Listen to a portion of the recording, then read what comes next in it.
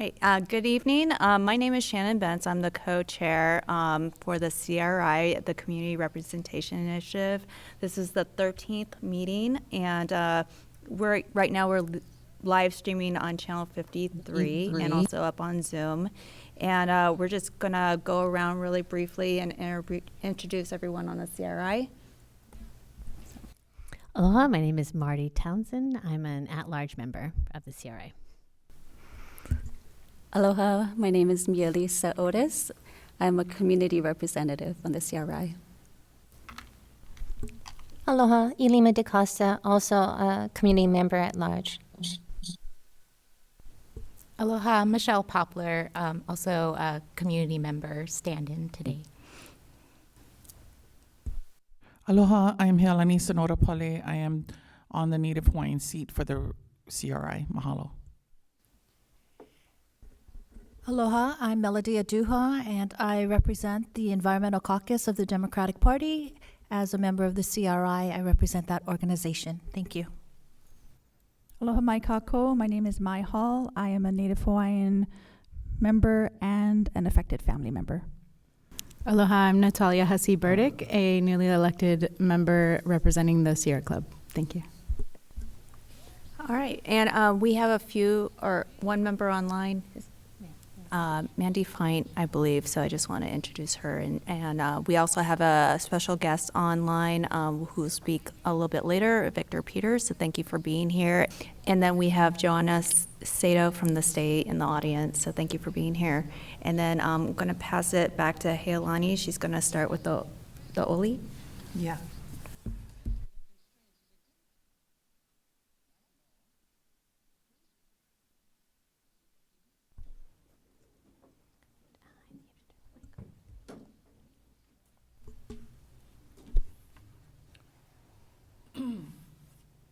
Ola I kaha, ola I ka wai, ola I ka I, Hawaii, Hawaii, Hawaii. Ola I kaha, ola I ka wai, ola I ka I, Hawaii. Hawaii, Hawaii. Ola I kaha, ola I ka wai, ola I ka I, Hawaii, Hawaii, Hawaii. Mahalo. So that is an oli written by Kumu Kawaikapu Okalani Hewitt. And it is a chant that we do at the beginning of every CRI initiative meeting, Community Representation Initiative meeting. And it's to center us on why we're here tonight to discuss our wai, which is our most precious resource. We live on an island with 1 million people, residents living on this island. We're here to talk about the future of this island and our water. Mahalo. All right, thank you very much. And then we're just going to go real quick into two quick announcements. There's a community survey posted by CRI. It's just a few questions to ask community if they would like their water tested for either lead or PFAS. There's another question as well, so it's anonymous, so if you want to go there as a community member and just give us your feedback, that'd be great. And then also coming up is National Lead Poisoning Prevention Week, 20 to 26 of October. So it's just for awareness week. And then there will be a Capitol rally and press conference Wednesday, 23rd October, 1 to 2 p.m. at the Capitol, followed by a sign waving at 2 to 5 p.m. So we'll just kind of dive right into the meeting, get going, and then we have our special guest, Vic Peters. So Vic Peters is extremely knowledgeable. He was a systems analyst at Red Hill starting in the 70s up through the 2000s, and then hopped over to DLA Energy and saw different side. He originally worked for Navy and then went to DLA Energy and kind of saw a different side of Red Hill from that position. But we invited him to, one, give history from his standpoint, personal firsthand experience, kind of go over operator competency and or incompetencies, and how did we get to where we are today with Red Hill. So I'm going to kick it over to Vic Peters, who's online. I'm going to go through my 5-minute introduction, and then please don't interrupt me. After I'm through, I'm willing to answer questions. All right. So I'm going to give you my background. From 1972 to 1985, after 4 years in the Air Force, my first job in 1972 was for a company who was working on an R&D project to remotely monitor the fuel in 3 of the Red Hill tanks. From 1972 to 85, I helped automate Navy deep water ports at Jacksonville, San Diego, Guam, and Pearl Harbor. The Navy has the fuel wholesale business for the Department of Defense fuel worldwide. But DLA owns that fuel until it's sold to DoD customers. My major accomplishment during this period of time for Pearl was to install automatic fuel handling equipment, which included Red Hill tanks, along with upper and middle tank farms, hotel pier, the valve chambers, the waste oil reclamation facility, and surge tanks. Installing the motor operators on all 80 gate valves for the 20 Red Hill tanks stopped the valves from leaking on the floor. I mention this because the first time I walked into Red Hill in 1972, I observed that most of these upside down gate valves were leaking through the stem onto the floor. At that time, I did not know a lot about the fuel business, and I was scared working in these tunnels. 1985 to 2009. During this period of time, I served as facility manager and fuel supply analyst. I had 20 to 30 tradesmen. We had a full machine shop with 5 different lathes for up to 32-inch pipelines. We did all the fuel maintenance. PwC performed maintenance on auxiliary equipment, and contractors worked on new construction or major repair by replacement projects, not fuel maintenance. My major accomplishments during this period of time for Pearl was develop a state-of-the-art asset management system. The asset management system I developed became the deep water port standard for all naval fuel sites across the world. I traveled a lot to help other sites implement IBM Maximo, which is a software that was used. My first day as manager, I looked at the pile of over 1,000 paper work orders on my desk and realized this would be an impossible mission without the automation of this process. I developed metrics with automated reports based on the A76 statement of work. A76 was a study to outsource the in-house civilian service personnel. They would have to compete with contractors to run the facility. We won our case. So I went on to customize handheld PDA scanners for workers to input the data. We put barcodes on all valves, pumps, etc. in the field. I developed a fuel layer for the Public Works Center's geographical information system. I then could tie the asset management data to the fuel GIS, which is geographical information system data, in order to perform spatial data analysis. An example, people can easily see a pipeline and click on it to view the data, like, for instance, when was the last pressure test? Finally, I had a strong background in security, having installed security systems at the Nevada test site during the 1970s. So I developed a state-of-the-art system that included video cameras at all critical pipeline and tank areas in Red Hill. In 1989, I was awarded the Meritorious Civilian Award And from 1990 to 95, I was a member of the Supply Center Executive Steering Committee. In 2008, new management pushed me out, and I was hired by DLA Pacific.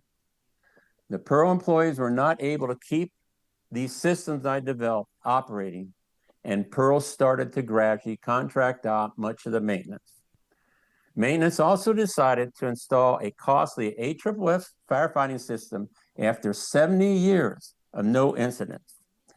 There were cameras installed at all these critical locations where there were catastrophic leaks, but in every case, they said the cameras didn't work. And by the way, those cameras were designed, they had 3 to 6 months of digital recording capability.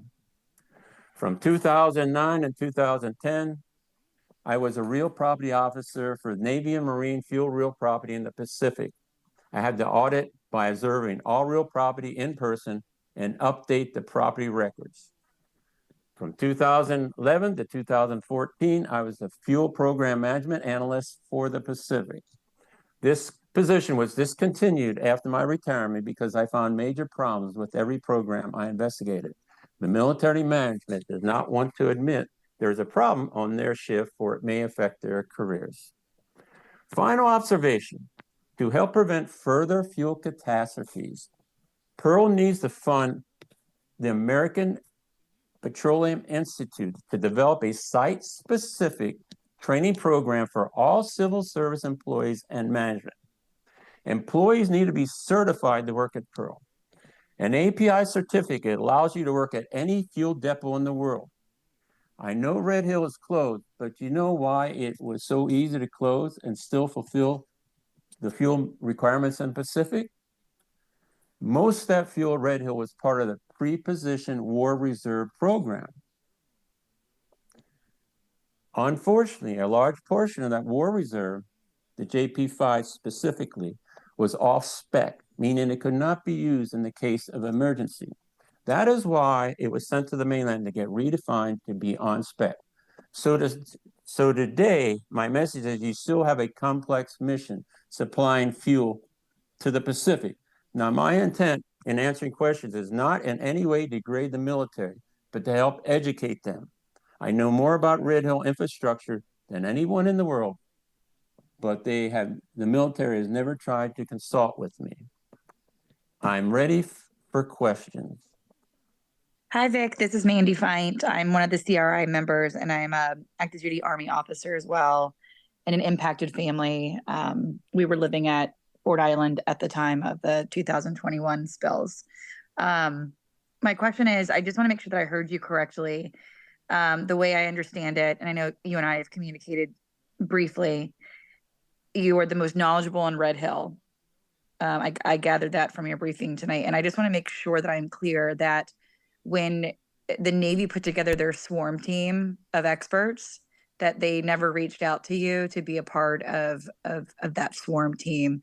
Could you confirm that? And then could you also confirm if the EPA or the Department of Health has reached out to you for your expertise as well? Okay, so the military has never reached out to me. That's true.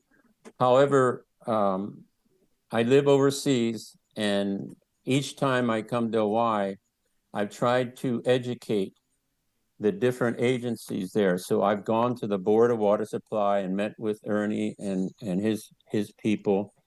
I met with a bunch of EPA people. I met with the people, the Department of Health people. I met with naval investigators that were looking into fraud, waste, and abuse issues, and I have answered questions a lot of remotely through Zoom or different methods remotely to major investigators back in Washington, D.C. But unfortunately, and I would like to have been able to help the military, or I know there were lawsuits, and I guarantee you I know things nobody else does. And nobody's ever reached out to me in those two categories. Thank you, Vic. Okay, Vic, the first question that Melody has is, well, you just mentioned that 80% of the valves were leaking. Do you know how much fuel was leaked at the time and kind of the status of that, of those leaks? I told you that I came in there in 1972 as a young man and saw all these valves leaking. And those valves, they were very large gate valves, and they were turned upside down. So there's a stem, and in order to stop them leaking, you have what's called a stuffing box, and you try to stop the leaking from the stem. They aren't really made to be upside down, by the way. But there's so much pressure there when you have these tanks filled up to 250 feet or so, that most of them were leaking 24/7. It was mainly drip, drip, drip type of thing for 1972 to about 1982, 24/7. Now, that fuel would run down the tunnels, and it would go into a sump area. And then when the level gets to a certain height, the sump would automatically pump it out to adit 3. At adit 3, there was a tank at adit 3 to collect all that fuel. At the time, there was also an open pit out there at adit 3, right by that tank, and it had fuel. Now, one of the problems is the IAS stream goes right by there. So that became a site, a major site that they had to clean up. They cleaned that up in the late 80s, early 90s. They cleaned up that site. That open pit is not any longer there. In 1982, I was a contractor, and I was automating the fuel valves, and I installed what we call motor-operated valves. So those valves were so large, it took about 300 turns. And can you imagine a man trying to open and close a valve by hand, 300 turns? They didn't have the strength to tighten it enough to stop that fuel from leaking. Now, these motor-operated valves were basically torque set. So we set them to a setting to where they would torque down and basically stop most of the fuel leaking. In the late 80s, we installed a different type of valve called a block and bleed valve, which completely stopped any leaking whatsoever. So that's my story on the leaking gate valves that always bother me. I did see a question in the chat that asked, where did the leaked fuel go in 2014? Vic, do you have an answer to the question? Okay, the 2014. I was working at DLA when this happened. And DLA, I was the first person they sent to Red Hill, along with 4 other DLA personnel. I observed the leak. It was actually pouring out of the wall at the time. And there was actually a camera right there, but they claimed the camera wasn't working because I installed security at all the critical points. So you could remotely you could watch the video and see if there were any issues. And there was, all the cameras had the, if there's movement, you may be able to see what's happening. But they were on video recorders, but they claim none of that worked. Now, where did the fuel go? Well, it went into the ground, of course. Now, there was a study done. We spent a lot of money for this study, and they core drilled holes in the ground. There was 3 under each tank, and then there were some other areas where they drilled. Now, they never drilled down completely because they didn't want to hit the water table, right? Because you don't want this fuel. Let's say there is a leak, like in 2014, you don't want a path for the fuel to get to the water down there. But what the scientists did is they tried to create a profile of what the composition of the earth underneath those tanks.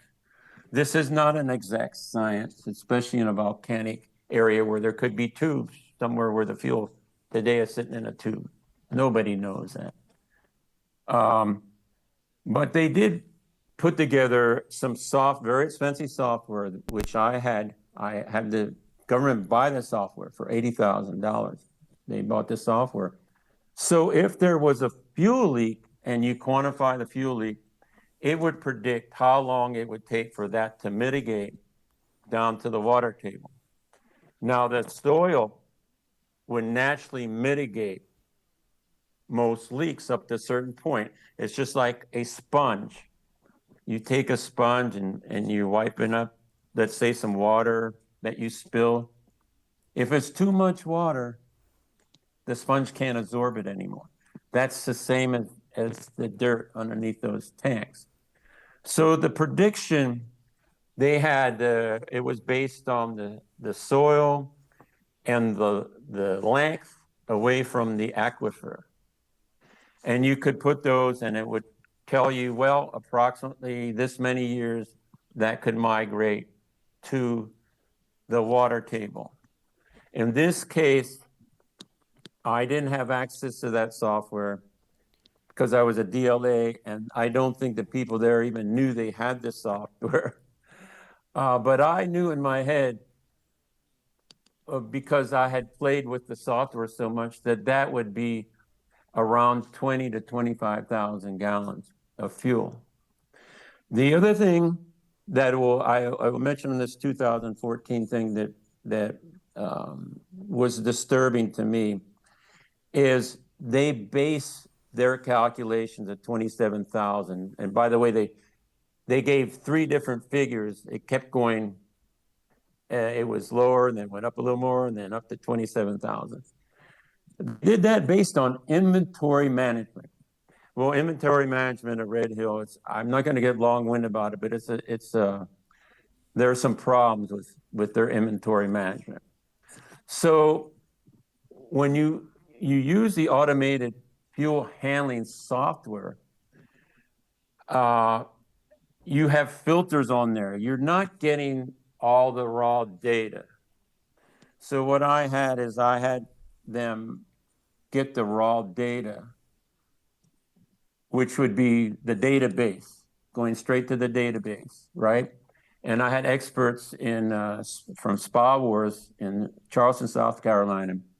I had them sort of go through the process, and they came up with around 39,000. Now the Navy claims, well, that's worst case situation. Well, that's what we should be planning for in every case like this. So that's my story on that Tank 5 issue. And by the way, I retired that year. This is Mandy again.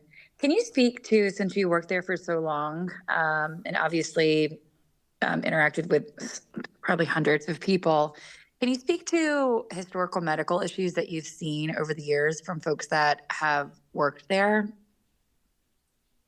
and been exposed to this stuff? Yes, I can speak to that.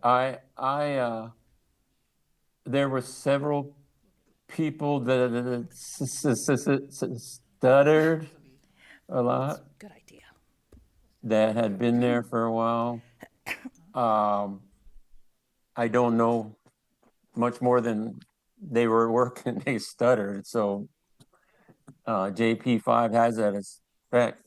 The contractor that I worked for that did a lot of work in the tanks, he went inside the tanks when there was fuel in those Red Hill tanks. I also did that myself, but I'm still pretty healthy. But he's got Parkinson's. He lives on the Big Island now, and a very brilliant man, very brilliant man.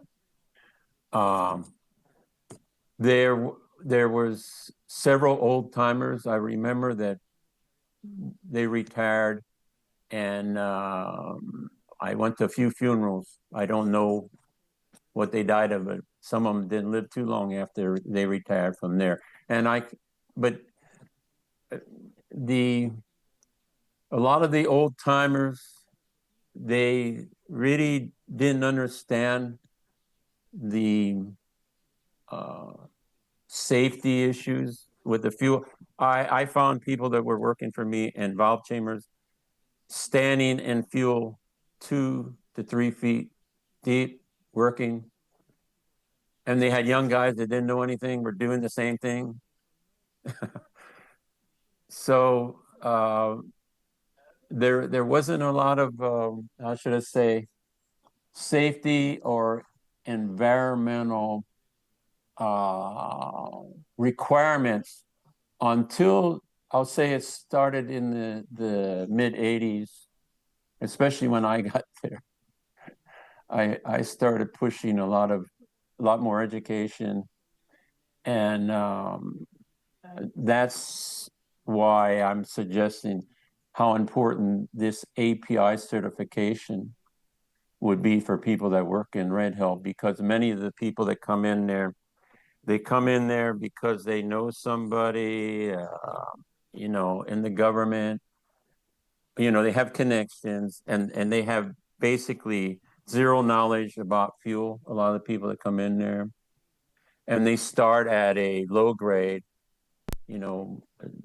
we're talking about wage grade people, WD2 and 3s and 4s, and then they work their way up. But the older people that are there,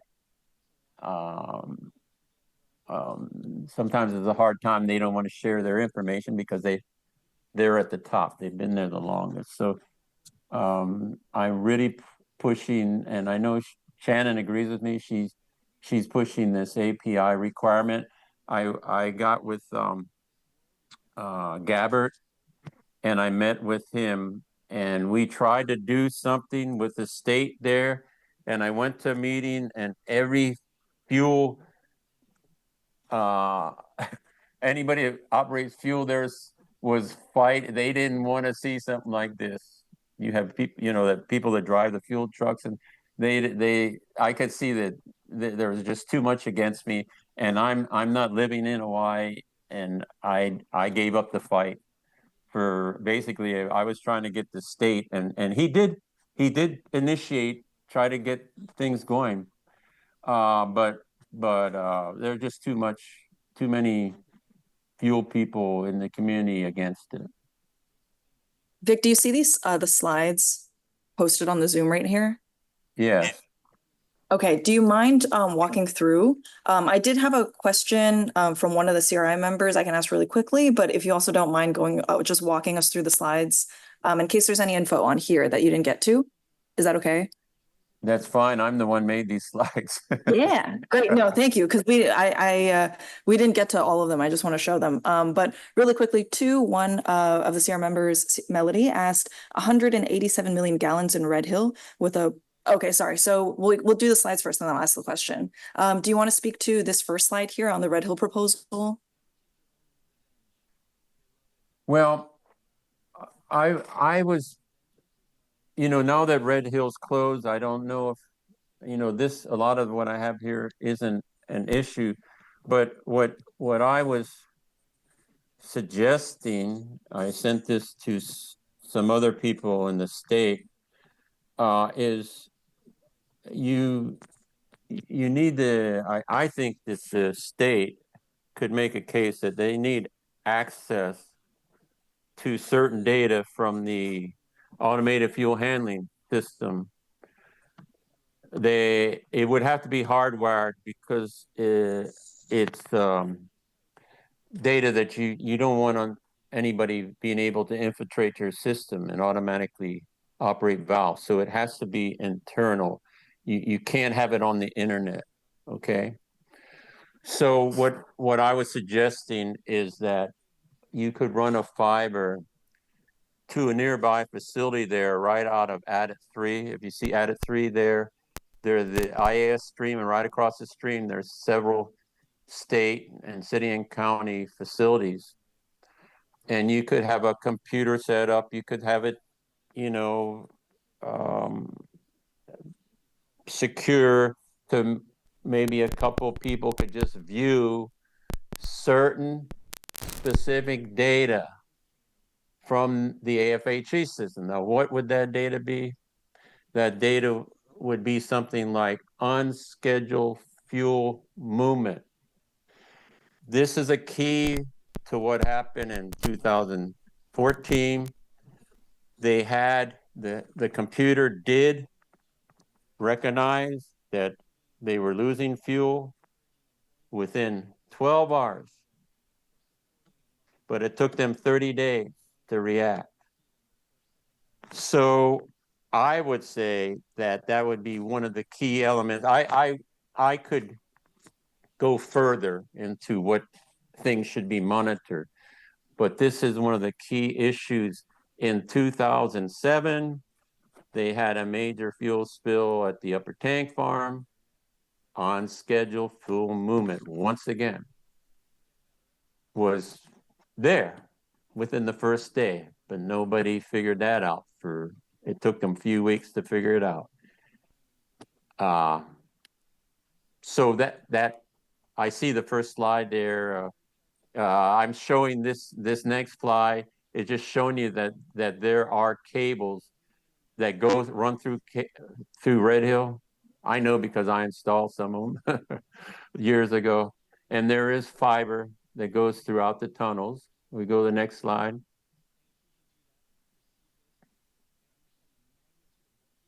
This is just showing that underneath the tanks, those 3 cores underneath the tanks, I'm the one that got them to put sensors in there, but I never got them to fund putting programmable. A PLC is basically a programmable logic controller. That's the way you remotely could monitor those sensors. They have to go in there and they do it every, I don't know, monthly or so. My point was that should have been done real time. Next slide. It's over with now. You know, this is just a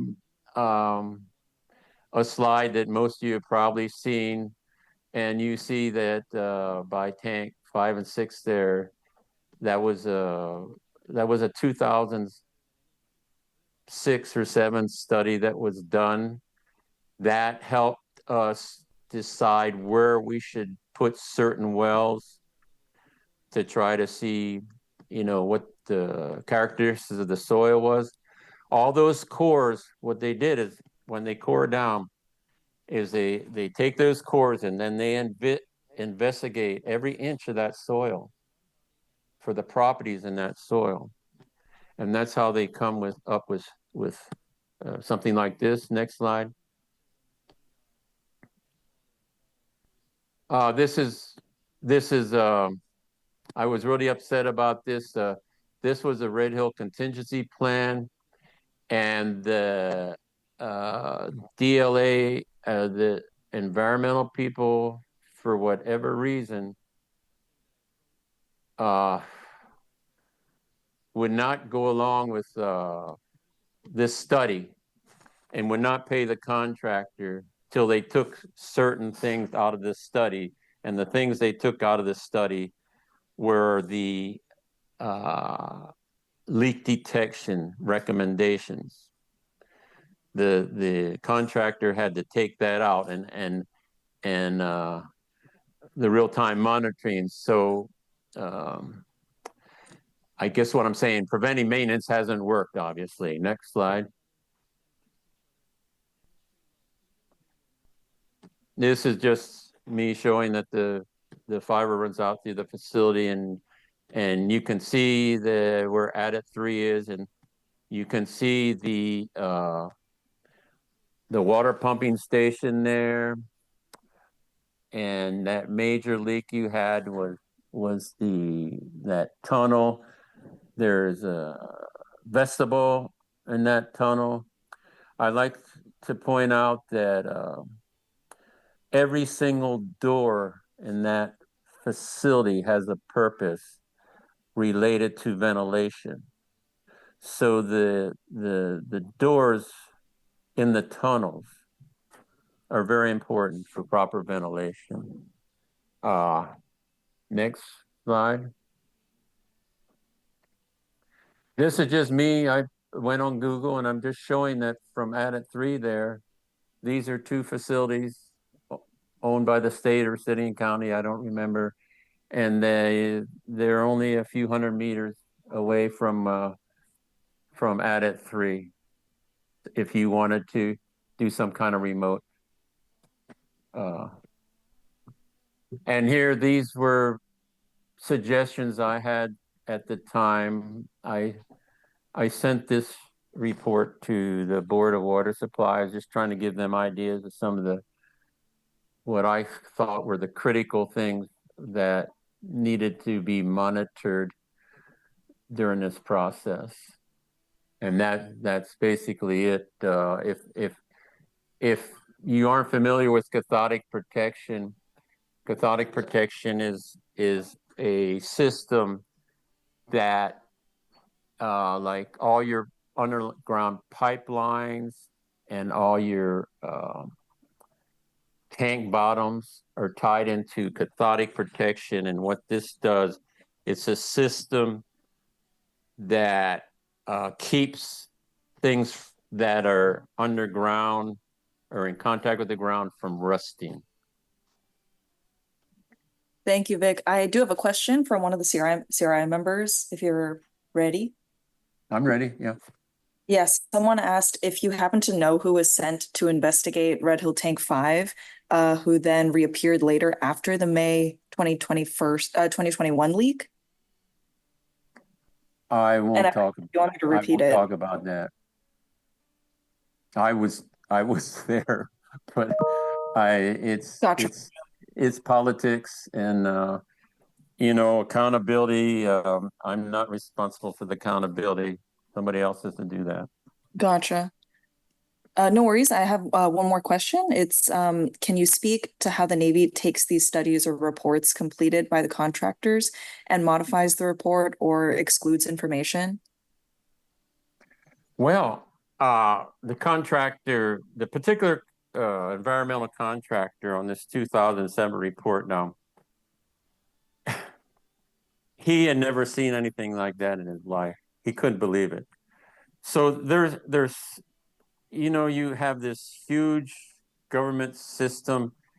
There are so many different agencies involved. It's like unbelievably complicated, and obviously there's somebody that didn't want us to go ahead with this leak detection system that was suggested. And by the way, the leak detection, a lot of that were my ideas, but I was trying to take all the existing technology that we had in Red Hill already, it was already there, and tie it into a holistic system that would give you real-time data on leak detection. That's what I was trying to do. And instead, we actually had a system in there that was direct read. So what I want to let you understand here is like the system they have today is not direct read. It's calculated by computers. meaning that there's sensors every 11 feet apart in the Red Hill tank. So if you're right in the middle there, let's say 5 or 6 feet away from each sensor, it's not as going to be as accurate. And we did studies on this, in-depth studies. I had a great boss when they were installing this system, and we were heavily into statistical analysis and did in-depth reports. But the people back at headquarters just wanted to get the job over with. They fought it all the way. And that's why I say I don't know who it was and why it was, but the direct read system was a float system with a lot of temperatures and pressures, and what would happen is when that system was in the tank, if they had an unscheduled fuel movement, they would look over to the direct read system. It wasn't moving, no problem. If they saw an on-schedule fuel movement and the direct read system was moving, bam, shut down. They would shut down. The problem with the unscheduled fuel movements is that they were getting hundreds a day. That's why they were overlooked. They just assume it's not working right. I fought with people on this issue for years, and they detuned it because of my complaint, and I submitted official change order documentation, but it never got resolved during my time when I was there. Today, I don't know. So there's my take on that. Thank you, Vic. Mandy, if you're ready to speak, feel free to ask your question. Otherwise, I'll read it. But if you can unmute, feel free. Sure. Vic, do you know why I told you before that I was Ford Island, and the Navy initially told the residents of Ford Island, Capilina Beach Homes, Makalapa, Pearl City Peninsula, Camp Smith, that we were not impacted. Do you know why they would have said that when obviously the drinking water system is all connected, and clearly thousands of us ended up in the hospital just like everyone else? It just took a little longer. Do you know why the Navy would have said that? I really have no idea, but I can just say that you had a war there when we built the maintenance building that I designed on the right by the hotel pier there. They found unexploded ordnance, and this was in around 1990, let's say, or so.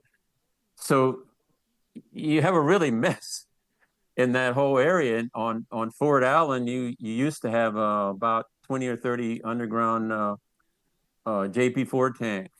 There's tanks everywhere because you had an airfield there. That was an active airfield. Right. That you have pipelines going all the way to Barbers Point. You have pipelines going all the way up to Wheeler.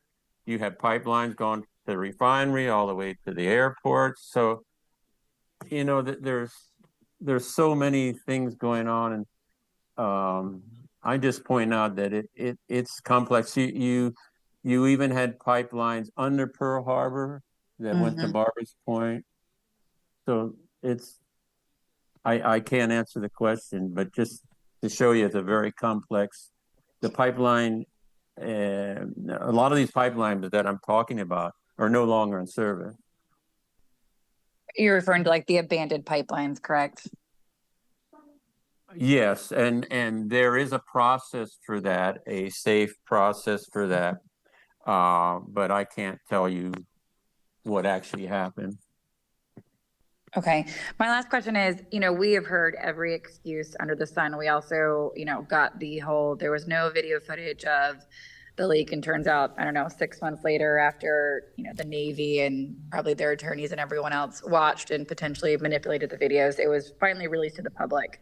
So, with you being one of the folks who installed these video systems, you also kind of alluded to the fact that, hey, they were working, and then all of a sudden, when there was a leak, there was never, any video footage of it. Did you believe that that was malicious intent there, or do you think that randomly these video systems just stopped working when there was a fuel spill? Uh, Was it nefarious? well, I don't. Let me just say this. I designed it. I installed it. There's a local company there that helped me. We put in state-of-the-art system for that was the late, yeah, that was around 2000, in the early 2000 time frame that I installed that. When I left, I can guarantee you every single camera worked and every DVR worked. And I built it. It was on a intranet platform, so the guys could actually click on any camera and see it. I used raster files to basically put the intelligence on, so that they were looking at Red Hill and they just click on these things. Some of the doors were tied into it. There were fans tied into it. But I left. Like I said, I got pushed out in 2008, and within a few years, I mean, some of the guys would call me up and say, Vic, they want me to do this. I can't do it. I felt sorry. I said, well, I'm not there. And Yeah. I don't know what to tell you. I mean, I follow all the information on Red Hill from over here, and I saw at some of these meetings where there were out and out lies on certain things, but a lot of it was technical, and maybe they didn't know. I just knew better on certain things. They said that I read something about Red Hill that it had something to do with power.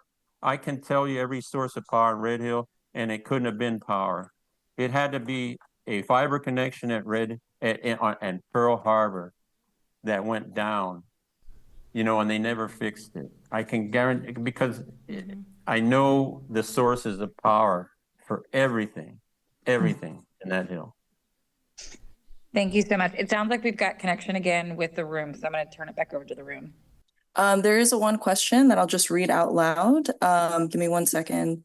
So the question is from Melody. She's asking 187 million gallons in Red Hill with a 0.25% inventory accuracy rate means that 476,500 gallons can go missing before a November to DLA. I'm not sure if that's a typo, but basically 1 month.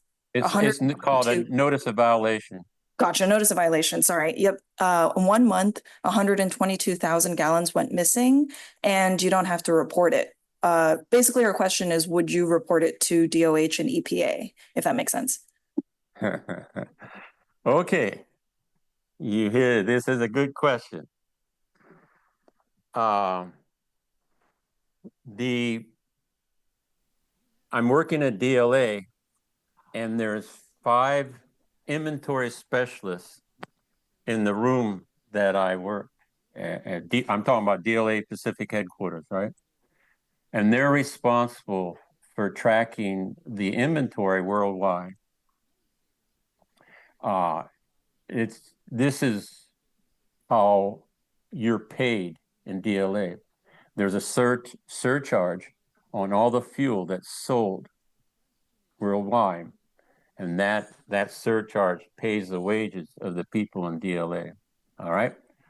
So if there's notice, you can have a small gas station and they might lose 100 gallons or so, and they get a notice of violation, and the inventory people have to look into it. So, and Red Hill was sort of a joke because of just what you said, 1/4, 1%. So I did a study, and this is when I have my analyst hat on. You know, I said in my introduction that every time I looked into something, they never followed up on the issues I would find. But Red Hill, I did a study about from 2000. This is may not be perfectly accurate, but around 2008 to 2010, I got the inventory data for the JP5, JP8, and diesel inventory data over about a 2-year period or so. And I did an in-depth analysis and showed that they had lost, according to the inventory now, over 1 million gallons in JP5 over that period of time.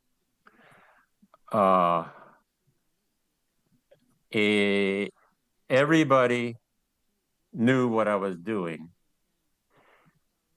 because everybody sort of decided, okay, you know, here we go. VIX just proved what the inventory people were complaining about, Red Hill. Yeah, I could just say I was told that somebody would look into it, but it never went anywhere. So I'm just a civilian working there trying to do my job. So I can say. Thank you, Vic. And that's why when they say 27,000 using inventory control, particularly on JP5, I get a little upset. Thank you, Vic.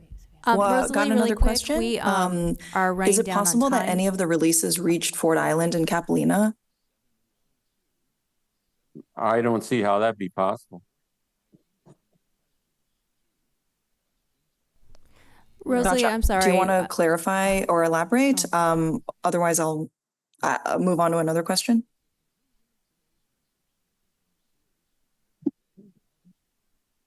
You're asking me? Yeah. Just someone asked if it's possible that any of the releases reached Ford Island and Capilina. Well, Capilina Fort Allen is Iroquois Point. We don't have any pipelines going to Fort Allen. You have the closest thing to Fort Allen is you got a Hotel Pier, you know, where that's the main fueling pier. And you have the bike path. There's a pipeline that goes along that bike path, but there's no pipelines going to Fort Allen. Okay, thank you, Vic. Just one final question before we move on to the next agenda item. Just wondering if there's a way for the fuel to get into the water system.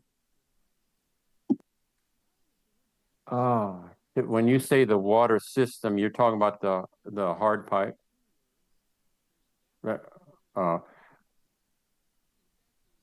No, there's no connectivity from a fuel pipeline to a water pipeline.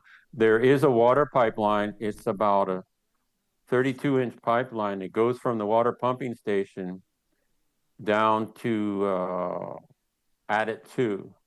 It comes out at Adit 2 behind the Yeah, just so I can clarify, they're just asking specifically the Navy water system through the Red Hill shaft? It goes through the shaft, but there's no way that it could get contaminated with the fuel the way the infrastructure is built. Now, the water shaft, of course, is if it leaks down that shaft at the water pumping station, but there's no integration of any fuel pipeline and water pipeline. Thank you, Vic. If there are any other questions, I think just one quick one, if you have like 5 seconds, just related to the last one. So someone was asking if a fuel spill at Adit 3 happens, can it go down into the rock directly into the Red Hill shaft and the aquifer? Just that as a final question. Well, okay. The Adit 3, it's all downhill from Red Hill to Adit 3. But you saw the video of that fuel leak. That is actually a vestibule that has what we call a drop track door. Why is it called a drop track door? That's because when the train goes through, it goes through there, there's a railroad track, and they have to open up the doors. But normally, when they go through that vestibule, the tracks are up, and if there's a leak, well, I'm sorry, the door is normally open with the train tracks, right? So they can go through. But there is a sump area in front of that door that if there was a major leak from the Red Hill tanks, supposedly that door would automatically the tracks drop and the door close, and it's supposed to be a sealed tight door. So you have that sealed tight door, and then you have there's a fan in there, and then you have another door which isolates that fan, right? So if that wasn't working and you had major fuel coming down through the tunnels, they could go through that vestibule and well, that's what happened. From that area, that's where the fuel did. It did just that. It traveled to the water pumping station, which is about, I'm going to say 50 to 100 feet away from that vestibule, and contaminate the water. That was, yes, that theoretically can happen. It's never happened on my watch. Thank you, Vic. Thank you so much for making time for the meeting. I think the room is going to move on to the next agenda items, but thank you so much. I'm here to help the group, educate anybody. I still got a house in Hawaii. My daughter's there, and I still love Hawaii and come back there. I'm not trying to hang anybody. I'm just giving the facts. And somebody else can deal with the ramifications. Thank you, Vic. Appreciate it, Vic. Please have a good rest of your night. I'll pass it back to the room.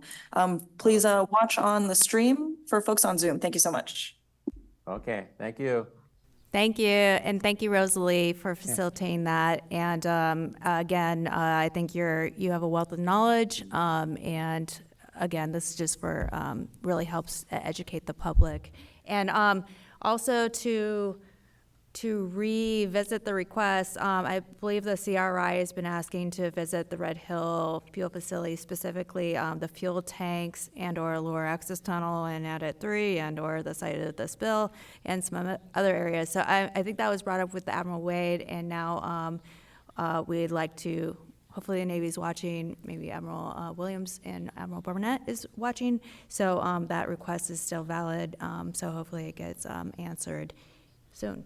And then we're gonna go to the next item, debrief on September EPA lead deep dive presentation.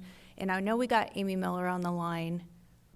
I would like to just sort of pull together all the various threads that have come out around lead. So we got a very long presentation at the last CRI meeting about lead, and it talked about all the other things around the Safe Drinking Water Act and the new lead and copper rule around trying to better monitor for lead in the water. And I just feel like some of the salient details for Hawaii and for Red Hill in particular got lost because we talked about the larger picture, and when it gets really, really large, it's sometimes not relevant.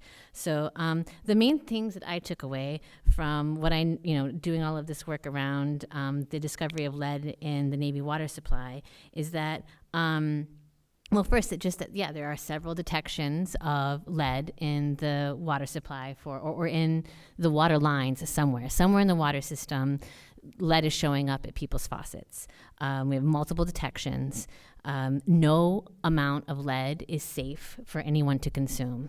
There is this 15 parts per million threshold, which has to do more with like actually monitoring kinds of things, action taking, but has nothing to do with actual health limits. And it's important for people to know that there's no amount of lead that you can consume that would be okay. And the fact that there are several lead detections in the Navy water system is a huge concern. It's at homes. It could potentially be affecting schools and daycare centers. It's very confusing. I am confused between the different testing protocols for it being something having to do with the Safe Drinking Water Act versus one of the many drinking water monitoring plans that the military is trying to collect samples on, and which have also been brought under question because of the way in which the samples were collected, the way they were treated, and the way the information was presented. So that's my personal takeaway of the big debrief we had, or the big deep dive we had on lead. I don't know if there's anybody else who has any other comments along those lines. I think they also said that lead was found in the aquifer. Is that true in some of the wells, the groundwater, right? I don't know. I think that was one of the points of discussion, but yeah, maybe Amy does. Amy, can you hear me on Zoom? Yeah, I can hear you on Zoom. Okay. But I cannot hear what's going on in the room. It comes in and out. Are you watching the Alilo stream? Basically, there's a question about lead in groundwater. If you could help clarify that. Lead in groundwater. I don't understand the question. Is the question about whether or not there is lead in the groundwater at Joint Base Pearl Harbor? Yes, I believe so. I also, if you saw the link in the chat that I posted, the stream on Alilo is where you can actually see what's happening in the room as well. But I'm passing along any questions as best as I can from the room. Yeah, so we can kind of move on if that's okay. And I just want to know, I believe in one of our discussions a couple meetings ago, there was lead detections in the groundwater. And I just want to Sorry, the question is that. specifically about lead testing and found in Red Hill Shaft.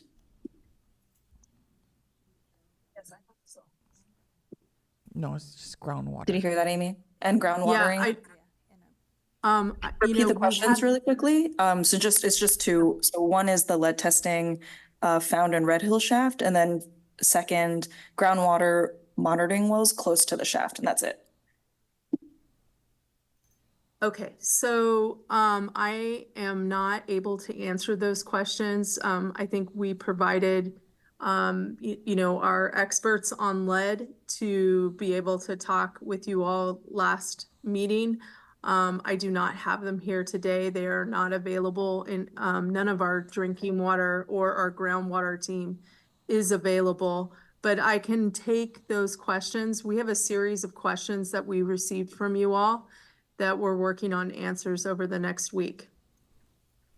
Thank you, Amy. I'm going to hop on the stream again. And if I get any other questions, I will let you know. Thank you. Sure. All right, thank you online. So going back to EPA released a report of an inspection that was done in the spring at Red Hill on specifically the water system. Not surprised there was maintenance issues throughout the water facility. The tanks, sediment at the bottom of the tanks. There was, what else? PFAS, minimum detects PFAS in the water. Those were towards the end of or middle of the report, what I saw. I didn't get a really debrief. It just, again, it was just released to the public yesterday. So it's pretty long and a lot of information, but maybe something that the EPA can maybe prepare to talk to at a later date is if make us smart on, is there chlorine, is the Navy over-chlorinating the water? Briefly, I saw some of the logs, and it looks like it may be over-chlorinated, which causes exposure, throats burning, different respiratory issues, things like that, because there is a mandated, you dose the drinking water with a specific amount of chlorine. So hopefully EPA can take that back, and also the PFAS, because I thought the law was changed in which no PFAS was allowed in drinking water. So that's kind of what's on my mind. Over to Mai. This is more of a comment. Can Amy hear me? She will in a few seconds. I would love it if she could hear me. This is more of a comment. So remember a couple CRI meetings ago, I mentioned, yes, my house. Oh, hi, Amy. I live on the Navy water line still. My house tested positive for lead and copper and various other chemicals. Detect, not exceedant. Difference, according to the Navy. Back in November 2023, it did not test positive for those chemicals in April 2022. I don't know why. Navy can't tell me. So now we're at a point where we're seeing lead in drinking water because they took samples from my water faucet. And we don't know what to do with that information. We have an outside water source. So that's something we're working with other people with. But here's my comment. I also want you to know that I found it interesting that Admiral Steve Barnett of the Navy is also on the long-term monitoring plan and regularly checks the safety of his water, as I saw him checking his address while I was there.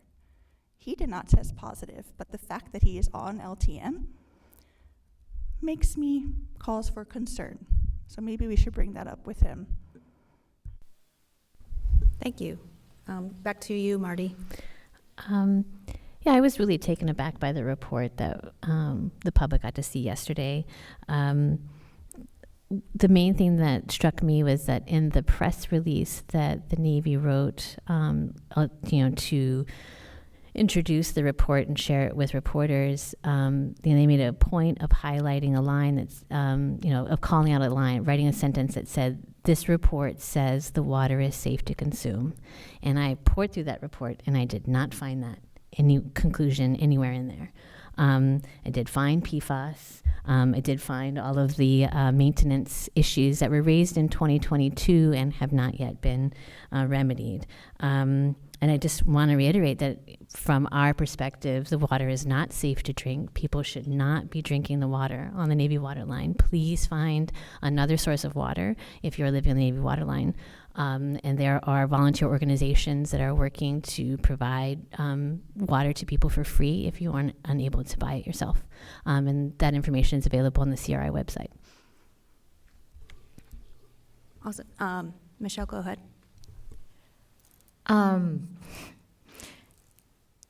I find this all very interesting. And living in an affected community, Capelina Beach Homes, in our lease, it states that there is lead paint in our walls. So it instructs us how not to mess with the walls, to not have lead exposure.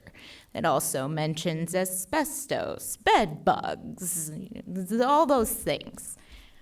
Why is it not mentioning the lead detections in our community's drinking water? Why aren't all the leasing agencies on the water line not required to put it in their leases? This is my question. Because if no amount of lead is safe to consume, and in lead poisoning in our walls is mentioned in our leases, why is it not mentioned that there is a possibility that you need to test your water for lead and make informed decisions on whether or not these new residents are coming into my community with babies and they're putting the water in the refrigerator from the tap. They should at least be able to make an informed decision whether they choose to drink this water or not. Thank you for that. Yeah, so, and it's, again, probably from a community perspective, you just want the choice or the awareness and disclosure, and you're not looking to poke anybody in the eye. So I think that could be one of the demands, you know, that the community should require under maybe the AOC or a modification to the AOC or from the Navy. So, Amy, I don't know if you hear us still, but I'll pause a moment to see if you have a response.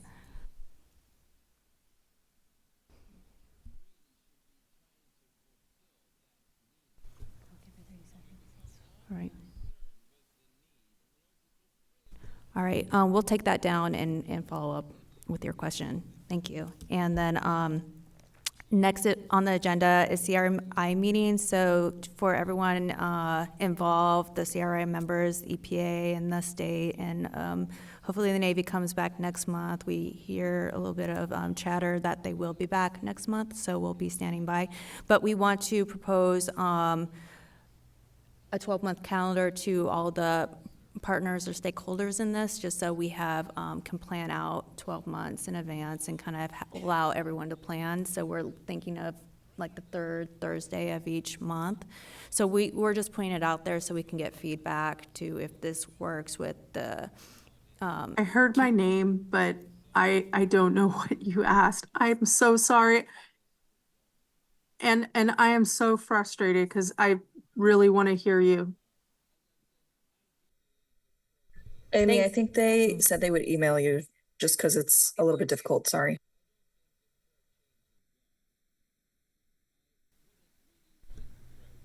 All right. So we just want to put out there, so if there's any conflict with neighborhood boards or any other events going on throughout the year, we just want to put out there so you can talk to us after, or you know, definitely reach out to CRI, but we want to get that out hopefully in the next month, just to help with everyone to prepare. And then next on the agenda is FTAC debrief. That was last week, so I'm going to pass it over to Helani, and Marty and Sue in the audience is going to kind of speak to that, to the FTAC. Okay, so just real quick, one of the main presentations at the last FTAC was a presentation by the independent contractors that was hired by the Board of Water Supply. So on April 25th, 2024, the U.S. Navy Closure Task Force Swarm Team released a memo basically saying that discrediting their own tests that they were taking over the last 2 years, and categorizing them as false positives. And the reason why they were saying that the TPH detections in the tests over the long-term monitoring period were false positives was because of the fact that they had not dechlorinated the water before I guess when they were collecting it, handling it, and storing it, the chlorine wasn't removed.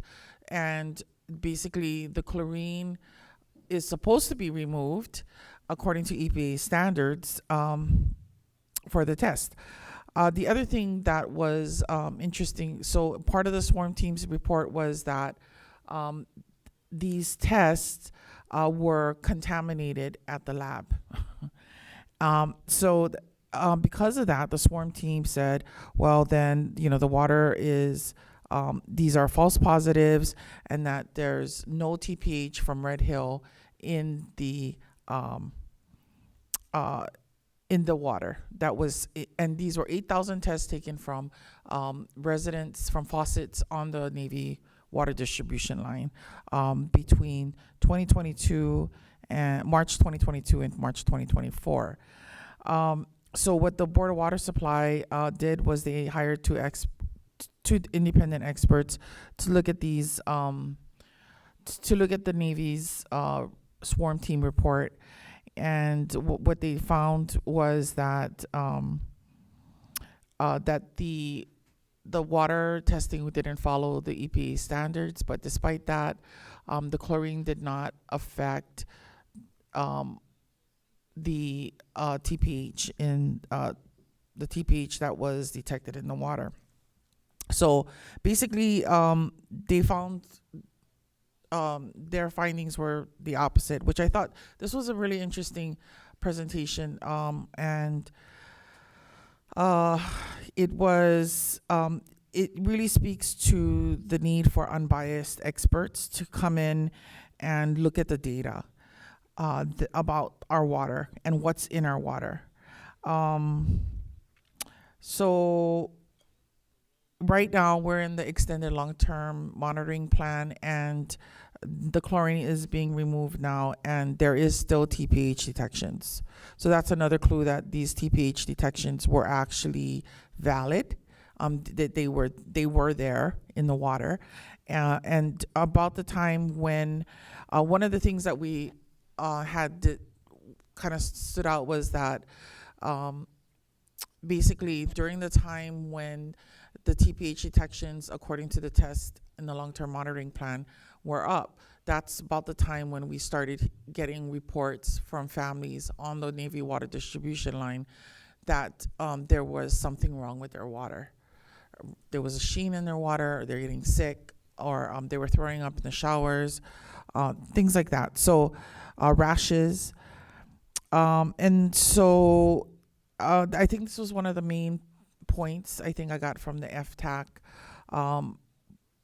And now we have another report that came out just yesterday, which I would like to hear from the Board of Water Supply on what their thoughts are on that report, because we really do, I mean, this is about the water we drink every single day. Every time you take a cup and you go to the faucet and you drink that water, you fill up that cup with water, you're drinking it. And you think about how many times you go to the faucet. Even if it's just a little bit of TPH in your water, if you drink water all day long, it adds up. I mean, so it's just really concerning, and I think that was one of the main things I got out of the FTAC meeting. I would like to see the FTAC run by the Board of Water Supply instead of the Department of Health. And it was interesting that the Navy, I think it was Admiral Williams, that said that they stand by their swarm report, even though two independent experts actually went through the data and said the data they said the data doesn't support the conclusions of the swarm report. That's literally what they said. Two different independent experts said that. And despite that, the Navy is standing by the swarm report. All right, thank you. And then Marty, I'll pass it to you. Yeah, the FTAC meeting was very interesting. I think the part that got me the most was the groundwater modeling plan, and just the significant disconnect between what we are seeing in terms of the movement of contamination in the water and what the Navy's groundwater modeling plan says. So the Navy is saying the water just naturally moves from uphill, downhill, Malco to Mackay. But what we are seeing in terms of contamination flow is that it appears to be moving more laterally from the towards the northwest, and so towards Aiea and towards deeper into Oahu. I think that was very concerning for me. Also, I noted that the extended drinking water monitoring plan still has not been approved or acknowledged, and I'm still not clear what the difference is between those. It's been in use for 6 months, and it's going to be ending in about 6 months. And So I'm concerned about that part of it. And then also that it appears that the extended drinking water monitoring plan employs many of the same practices from the long-term drinking water monitoring plan that were identified by the report that Helani just described from Board of Water Supply that were problematic, techniques that were problematic. So I'm very concerned that the extended drinking water monitoring plan is just going to continue to give us information that is not usable, unfortunately. Thank you, Marty. And before I pass it to Sue, I have one concern. It was actually a question I asked specifically about Red Hill and the rest of the facility, right? Because the big thing is that it's not just the Red Hill proper; it's the entire fuel facility. So what I got is that the Red Hill Joint Task Force closure force. Admiral Williams' crew, they air-gapped the system. So now they made it a separate problem. So they're just doing the closure of Red Hill and completely separated. They're creating two separate problems. So, and just answering for, oh, well, Red Hill's good to go because we're defueling it, the fuel's out. But that wasn't the whole problem. It was the pipelines throughout the facility, the pipelines at the pier, the underground pipelines, the rest of the underground storage tanks. How is it being regulated? Is it being regulated as an underground storage tank system now, or how is it being regulated in the future? Because there's still underground pipelines. So that's kind of very concerning, and that he can't answer to the training of the operators, and if that has all the upgrades that have been required, if those were corrected, because those underground pipelines can still leach into the water system at Joint Base Pearl Harbor and Hickam. So it's a question to ask EPA and the state. And thank you, Marty. I'm actually going to pass it to Ernie Lau before we pass it to Sue to see if he has any feedback. Yeah, thank you for having me tonight. I'm sorry I'm late. This is a very sensitive microphone. So maybe to Healani's point about what came out in the press release from the Navy referring to the inspection report, we actually haven't had a good chance to look at it. We just became aware of it when we saw this press release and the newspaper article this morning. So we'll take a closer look and let you folks know what we think. Thank you, Ernie. Did you have any thoughts on the FTAC too as well from the last meeting? One of the things, and I made a recommendation at the FTAC meeting, we'll see how that is taken up by the Fuel Tank Advisory Committee. I think there was a lot of presentations and information given out at the meeting that we just had, and because it's only semi-annual, it seems like there's a lot of things to update the community about and the advisory committee.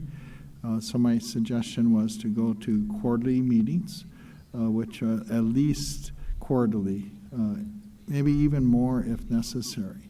But that would require a change in state law.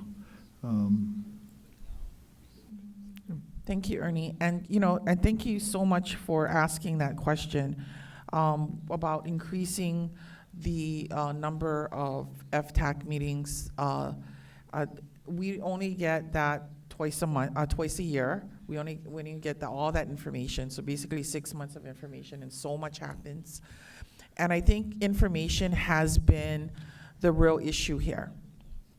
We are in our 13th month of holding these community meetings, which are open to the community, and we don't have anyone here from the DLA, from the U.S. Navy, nor is there anyone here in person other than, well, Karen's here, but to answer questions from the EPA. We're having issues with our online connection to the EPA. This is a real issue, and this is a real problem, because we cannot, our livelihood, our lives rely on the water that we drink. And you know, information is a lifeline. It's really a lifeline for all of us in order to figure out what to do next and where to go next. So half the time we are just bombarded with information and having to go through all of these reports, technical reports, and thank you, Shannon, for your expertise on looking at those reports. But I just wanted to point that out. Thank you, Ernie, because we really do need more information. We need more access to ask questions. We need to inspect those fuel tanks. Vic was a heaven sent tonight. We got so much information. It was like, wow, you know, so much questions answered just from one person who actually knows that facility very well. So I just wanted to point that out. Thank you. Helani, if I could add on the FTAC, going back to the FTAC, it's created by state law, and the Navy is required to come out to those meetings. So I think increasing the frequency will also give the opportunity for the Navy and also the EPA and Department of Health to share more information to our community and keep everybody updated. As we move toward closing the facility, or, you know, they're now in cleaning the tanks. Eventually we'll have to remove the pipelines that connect the tanks to Pearl Harbor. I can't wait till that happens. But the idea is the more difficult challenge before us is what's has happened underground, where it's out of sight. You can't, and we still don't have a good concept of the total amount of fuel and types of fuel that have leaked over its 80-year history. But now we're going to have to deal with that in the environment and how to protect our drinking water, but also protecting the environment, including the nearshore waters, the waters of Pearl Harbor, the springs, the contamination that could eventually end up in Pearl Harbor too. So that all needs to be looked at. Thank you, Ernie. I have a question for you. Are you concerned about the rest of the facility that's still in operation? Yes, I am. You know, I know for Board of Water Supply, we're concerned about our drinking water resources, our freshwater resources, and the water we serve to our customers, to our communities. But there's the broader issue of the impact on the whole INA. So those piping systems that are part of it, those should be looked at because, you know, just became aware of getting more information on the Hickam petroleum oils and lubricants pipeline that ran from Waikakalawa in Wheeler Army Airfield and Kipapa Fuel Storage Annex all the way to Pearl Harbor, over 20 miles of pipeline, and a good portion of that was over our drinking water aquifer too. And I know we have experience with pipes and they can leak over time. There's corrosion. So we need to get, I think, a more complete picture of what we're dealing with. Thank you very much. Sorry, Alima, go ahead. Ernie, thank you so much for being with us today. I really appreciate you coming out to share your insights. Recently, the EPA established a rule saying that all of the lead water pipes need to be replaced. I don't know if that's only water pipes that need to replace, if every lead pipe that's being used across the island needs to be replaced. Does that impact these facilities as well? Is there any lead in those pipes? It's a requirement for all water utilities, public water systems, and we're regulated by the EPA and our State Department of Health. So the recent regulations that they announced is the lead and copper rule improvements. So when the EPA did their presentation to the CRI, I think last meeting, quite extensive presentation, that was about the lead and copper rule amendments. Revisions, I'm sorry.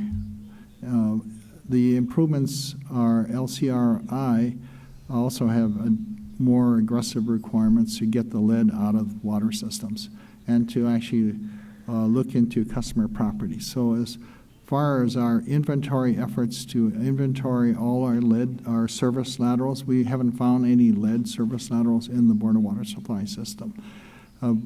We're continuing to look at that. We've submitted those results to the Department of Health, and we're kind of waiting to see what they think about our efforts to, which is required under the regulations to inventory. I'm not sure if I assume that the Navy for Joint Base Pearl Harbor Hickams water system, which is a public water system regulated by EPA and DOH, that they've also completed that efforts. And I'm not sure if they submitted their inventory to the Department of Health. With the deadline, I think, was today. Thank you for that. I think I'm curious because the inference has been that they don't know where the contaminants are coming from, and the inference is that it could be coming from one of the water pipes. So it can come from, the components in the water system, or if there are lead service lines in the system. But it also could come from plumbing fixtures, old faucets, old pipe, lead solder in the pipe. So right now, last question. Right now, the EPA doesn't have the authority to test in homes. I understand that they only have authority to test up to like the external water line or something, so they're looking for resources.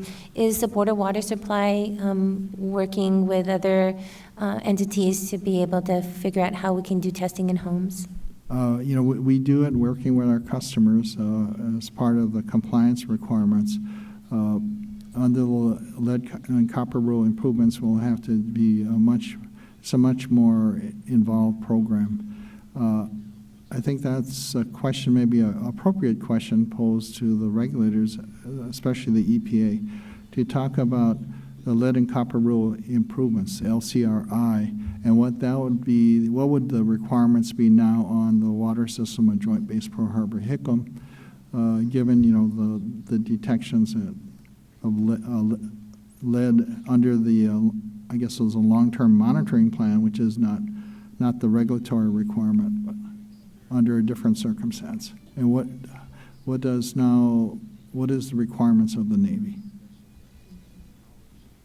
Thank you, Lima. And I actually have one more question after you spoke. Ernie, since you're a water expert, again, I'm not a water expert, I know fuels, but what happens, or let me back up. So in the EPA 2022 inspection report of Red Hill, I noticed it, and I noticed it again briefly yesterday. I have to go back through the new inspection report. But in your opinion, if the Navy's, let's say, accidentally or not, it's just not monitoring their chlorine dosages in the drinking water, what happens if the water is overdosed with chlorine? Our experience is that when you put high levels, really high levels of chlorine water, you can smell it or taste it. So typically, if you go to a swimming pool and it's highly chlorinated, you won't drink the water. So I think that's a sign. And also problems with tropical fish too. They can be impacted, like koi and other things. So you have to watch those chlorine levels in the drinking water very carefully. Just put enough to keep the water safe, but not to overdose. So it would be an operational issue. I think, I don't know how they operate, and the personnel being properly trained and having their proper certifications. Thank you, Ernie. Yeah, it was some of the reports, there's logs and rover logs, so they pull water samples from different locations, I guess. Shannon, what level of chlorine are you talking about? So I think I think it's 0.2 parts per billion. Is it billion or trillion? 0.2 ppm. I think. Okay, so what I was seeing was like 0.6, 0.7, and then it go up and down. Sometimes it was below 0.2. Yeah, we try to maintain, I think, and I'm not the expert in water quality, but I have good people that do that at the Board of Water Supply. I think we're trying to achieve about a 0.2 ppm residual. And do you think it would be harmful to people if they drank it, if it was at maybe the 0.6 or 0.7 level? I am not sure. Again, at that level, are you going to start to really taste it and smell it in the water? Okay. Yeah. Thank you so much. I appreciate And that. usually in those circumstances, we'll get complaints from our customers. Okay. Thank you. And Sue, sorry we kept delaying. We're going to pass it to you real quick. I know you have a few slides to go over. So Victor brought up earlier that there was a complex piping system, lots of pipes that have been decommissioned. And he mentioned that they went as far as Barber's Point. So I'm curious if any of the water infrastructure might have at any point been directed from the Red Hills shaft somehow to Ford Island and Iroquois Point or Barber's Point, and those pipes might have been completely forgotten about because they have not been in use. So my question is, has that been looked at, those pipes? Like, is there a map, or have these old pipes been inspected to be connected to the leak site? Because people got sick and they're saying that the contamination didn't get there. How did it get there? Wait a second. I have to get it clarified for you because I don't know if all of them are going to answer this question. When Victor was talking, he said there were no fuel lines going to Fort Highland. He didn't say there wasn't any water lines. So what happened at the shaft was that when the fuel leaked out of Adit 3 and went into sump, it got into the water distribution system. Yeah. That water distribution system went to Fort Island, went to Barber's Point, went to Capelina. It wasn't a fuel line combining with a water line. It was the fuel leak that got into the water system, and that was what he was trying to tell you. It wasn't that a line broke, leaked, and then got into the water line like that. That's not what he was trying to say. Yeah. Right. It was.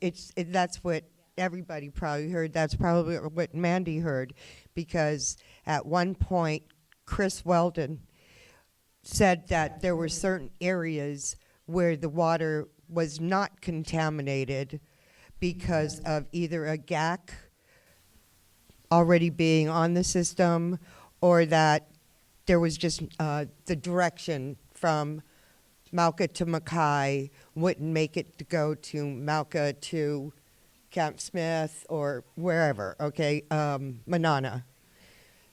But that's not, from my point of view, that's just not a valid reasoning. And it all goes back to the tech memo and how much you're going to take away from it as fact or fiction. Is that okay that I answered that? Oh, yeah.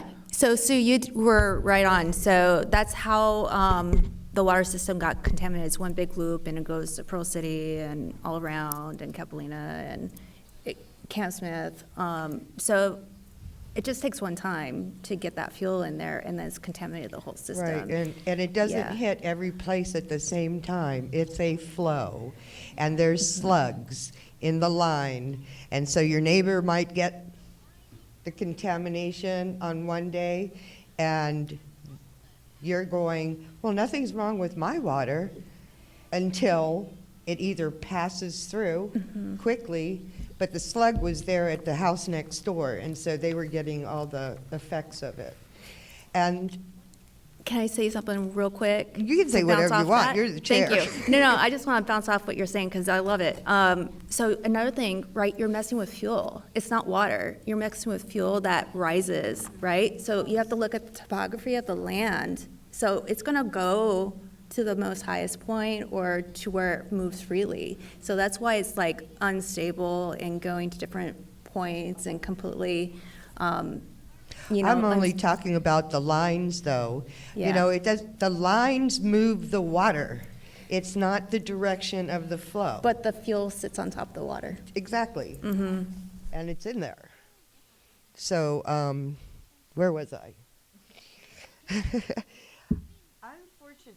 Unfortunately, you guys didn't get a copy. So what I've been doing is I've been writing a narrative so that you could like peek at it while I'm presenting and you could follow my slides.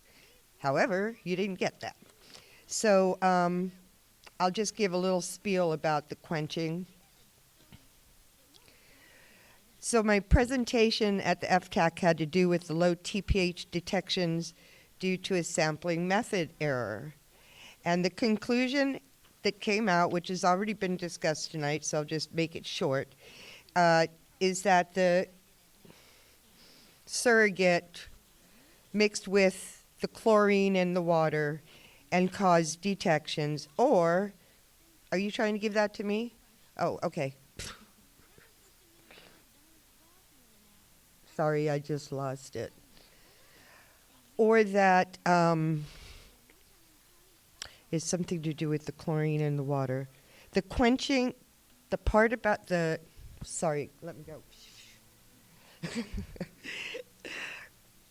The missing part of the sampling was that they weren't quenching. So they weren't removing the chlorine out of the water prior to getting the sampling results. And whatever you want to believe, disbelieve, that's not my point today. My point today is that I found TPH. I stopped on the lead. I understood everything that was going on with the lead, and I didn't think that there was going to be a way for anything grand for the CRI to do, presenting the information that I had because of the low levels. So I decided, okay, let's look at TPH. And lo and behold, which I never expected to find because I thought, you know, Chris Waldron waved his magic wand and there wasn't going to be any more TPH. So when I presented at the FTAC, you won't see it here, but there was a number of fire hydrants that showed up as having TPH. And I thought that was, I found it a long, long time ago, back I think in December of 23, and now it's like that again. And it's on my board outside.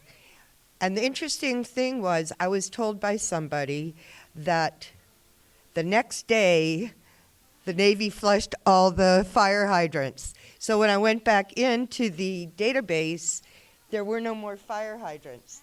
None of the fire hydrants were showing up detecting TPH. So these were the ones that I found. Ooh, I wish I could see my screen over there. Let me work with this. There's so many things with the Chris Waldron memo that caused much much disillusion within people because of, it felt like at the last FTAC, it felt like it was just like a slap in the face. Here we are, 8,000 samples later and nothing to show for it. But it's not true. Because here, they're doing their quenching. And so my lead into this was, let's see how the quenching is doing. Let's see how the sampling is doing. And going back to what I found, and I've improved these slides. So if you look at the first bar, you'll see it's in D3, and then you'll see the address, 223 Puopilo Court. The date it was found, July 11th, 24, and it was oil. Then the next bar is the bar that's representing diesel. And then if you remember, to get total petroleum hydrocarbons, you add the two together. So the total became 109.7. Then there's a hydrant. One hydrant came up. But then the next one I want to go to is the 2 high bars, where that is 4917C Mokopea Place. That's Capulina. And the TPH total was 390. And you say, well, what about the 266? The 266 doesn't exist anymore because now they're doing forensic testing. So what the forensic testing does is there's a tier 1 and a tier 2. And the tier 1, I'm glad Joanne's here, but you don't have to respond if you don't want to. There's certain aspects of tier 1 where, for instance, if this cropped up, which it did, and they see it, then there's a second tier that they have to go through because now they're doing forensic sampling, because now they're digging deeper, which is called a deep dive. And we won't find out about this until probably the next meeting when the Navy shows up, because they will have already gotten this, okay? So they're already like scratching their head, you know. They couldn't give me an answer, obviously, and I did not want to put them on the spot because they didn't have this ahead of time. Nobody saw this until I started talking. Right before the break, I handed out my handouts to the Department of Health, EPA, Board of Water Supply, and the Navy. So nobody saw anything ahead of time. So it was like, pop goes the weasel. Here we are. And then the next slide is showing, these are July through September. And you go, Susan, there's only 5. And I'm saying 1 is too many. So the tiers will tell us what's going on, but in the future, we're going to have, okay, go forward, please. Next slide, please. Okay, sorry. I'm getting caught up in my own talking. Other slide? Next one? Is that all you've got? It said the next one should say the source of the next 2 slides are the evaluation environmental hazard sites. No? That's a bummer. Okay. July 10th, 2024, the HERE office came out with a new spring version of the development of the Tier 1 environmental action levels. So that was what that 266 used to be. Don't look at the slide. I'm just going to tell it to you, okay? Oh, great. Okay. So I'm reading it to you. So this is the newest document that the Department of Health has developed, and it's up to date as of July 10th. This is where you're going to see, after we see what goes on with this Tier 1 and Tier 2, this is where we're going to start seeing the EALs again, and it's very important for you to understand the next 2 slides. Next. Slide.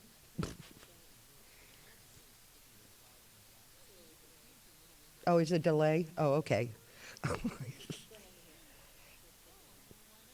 Well, you have to see it. I can't just, sorry about that, lady.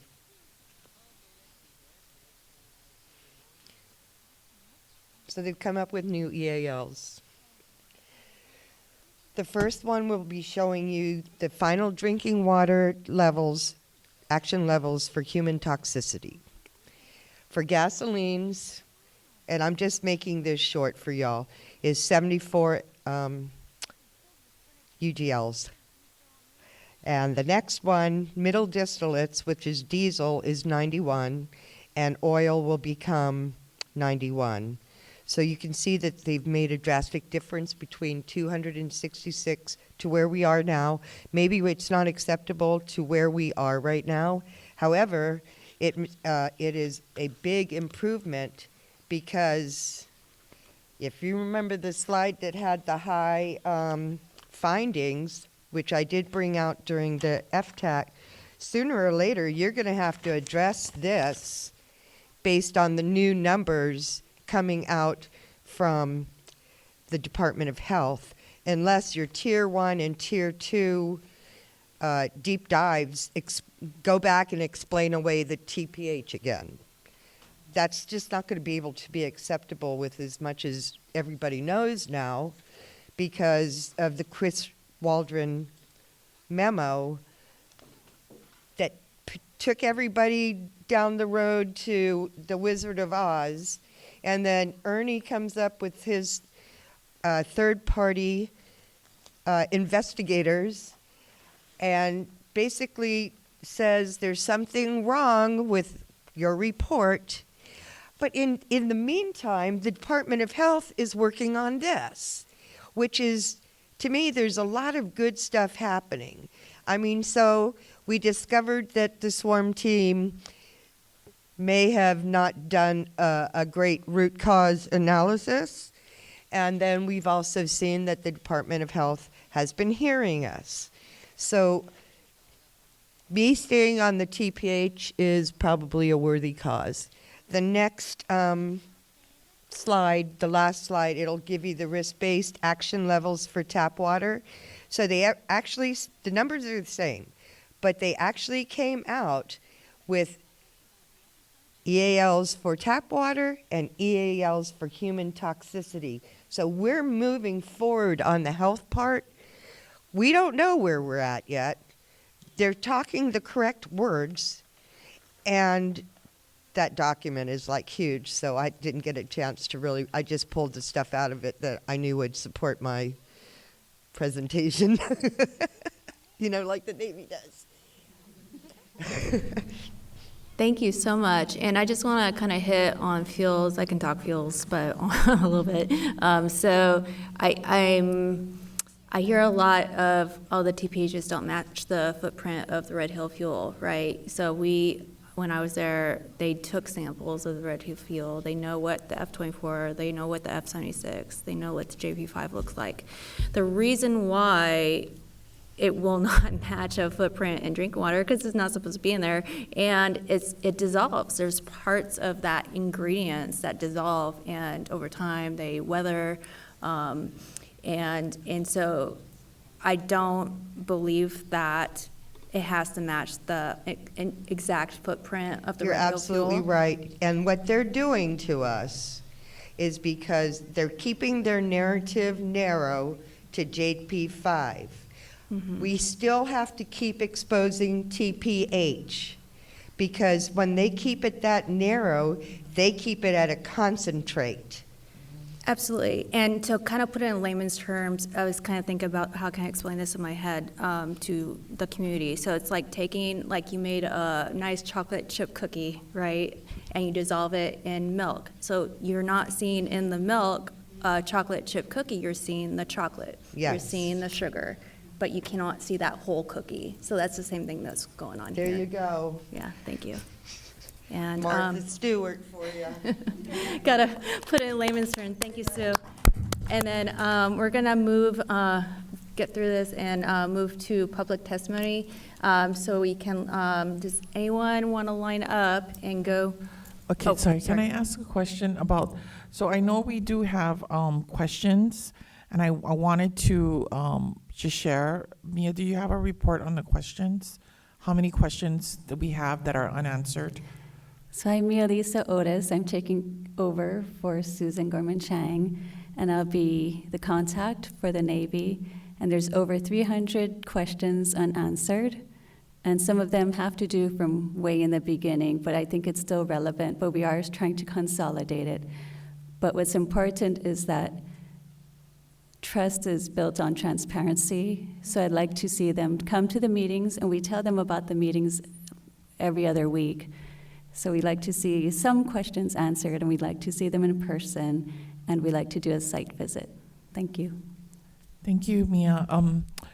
You know, I don't know when was the last time, maybe when Susan comes up, they answered a question. Maybe if you can share that when you come up to testify. But, that's unacceptable. And getting information is important on figuring out how bad the situation is and what we need to do to protect ourselves and our health. Mahalo. Yeah, go ahead, Olima.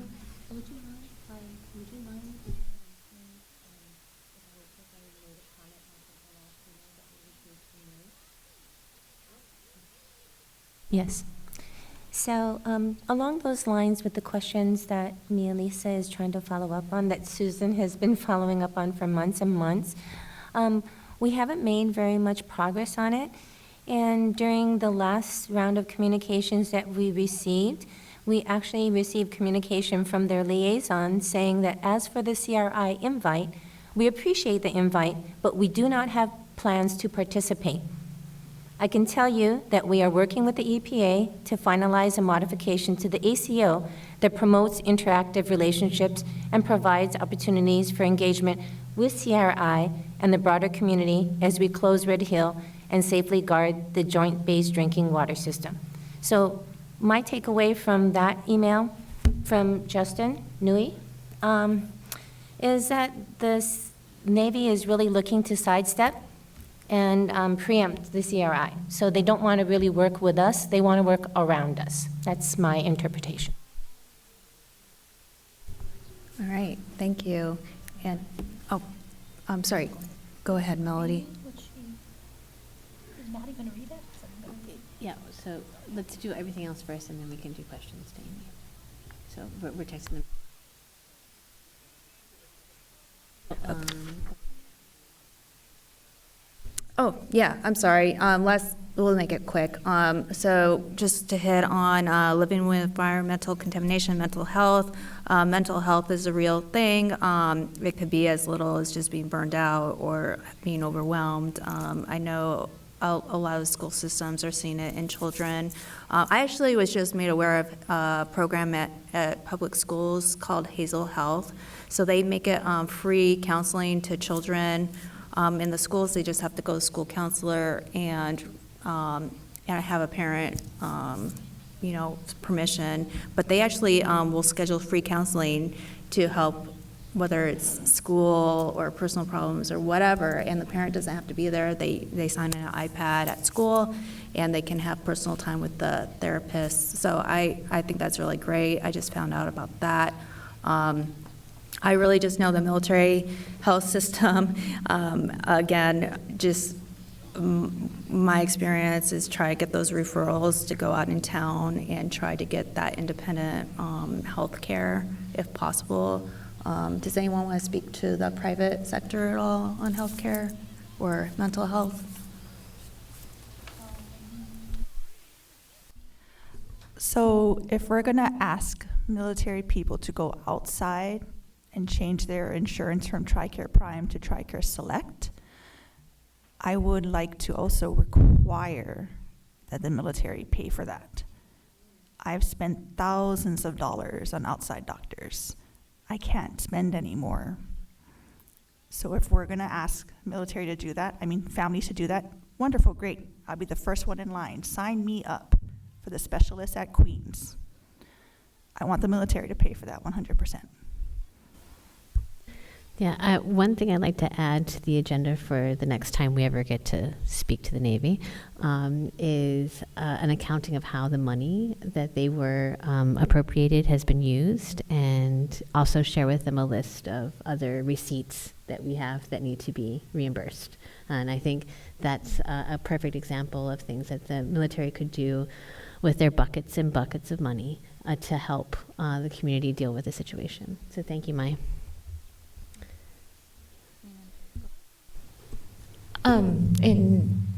In my community, we do a mutual aid water outreach, and we ran out of funds and have not been able to continue. There is a looming post-traumatic stress in my community, visible in our Facebook group. to the point where we have a little side chat where people are asking questions. And folks have been asking me questions, and I am no expert because I've been helping out with the water exchange. And the mental health aspect is real and very visible in the children.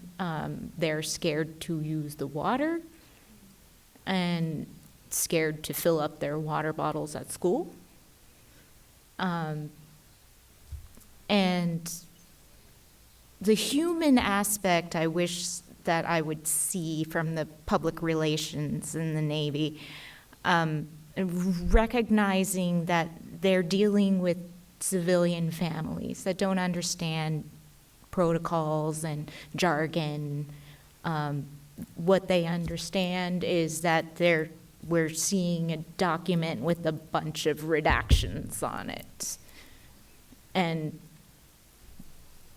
as I try to understand these documents, I'm seeing Walava shaft, EPA investing in black space. Well, isn't that the shaft that comes to my community?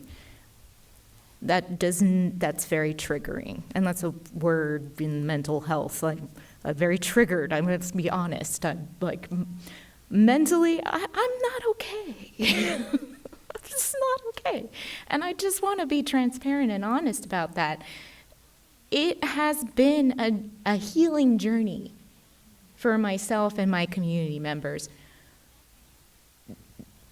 We love our community, we love our neighbors, and the reason why we're there is because it is a nice community and the people are great and we look out after each other, and that should be a human thing, no matter what branch of the government you work for or what entity you are.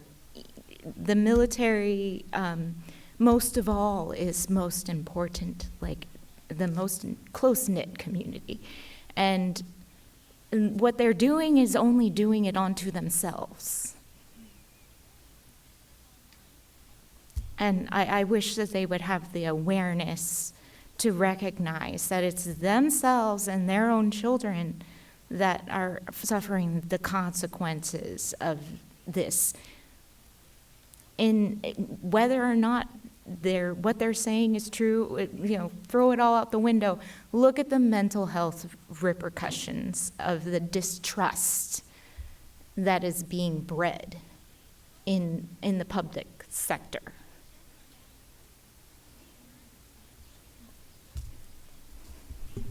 Thank you so much.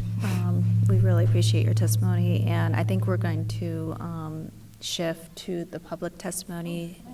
Oh, I'm sorry, Melody. Yes, go ahead. Wait. You want to do it?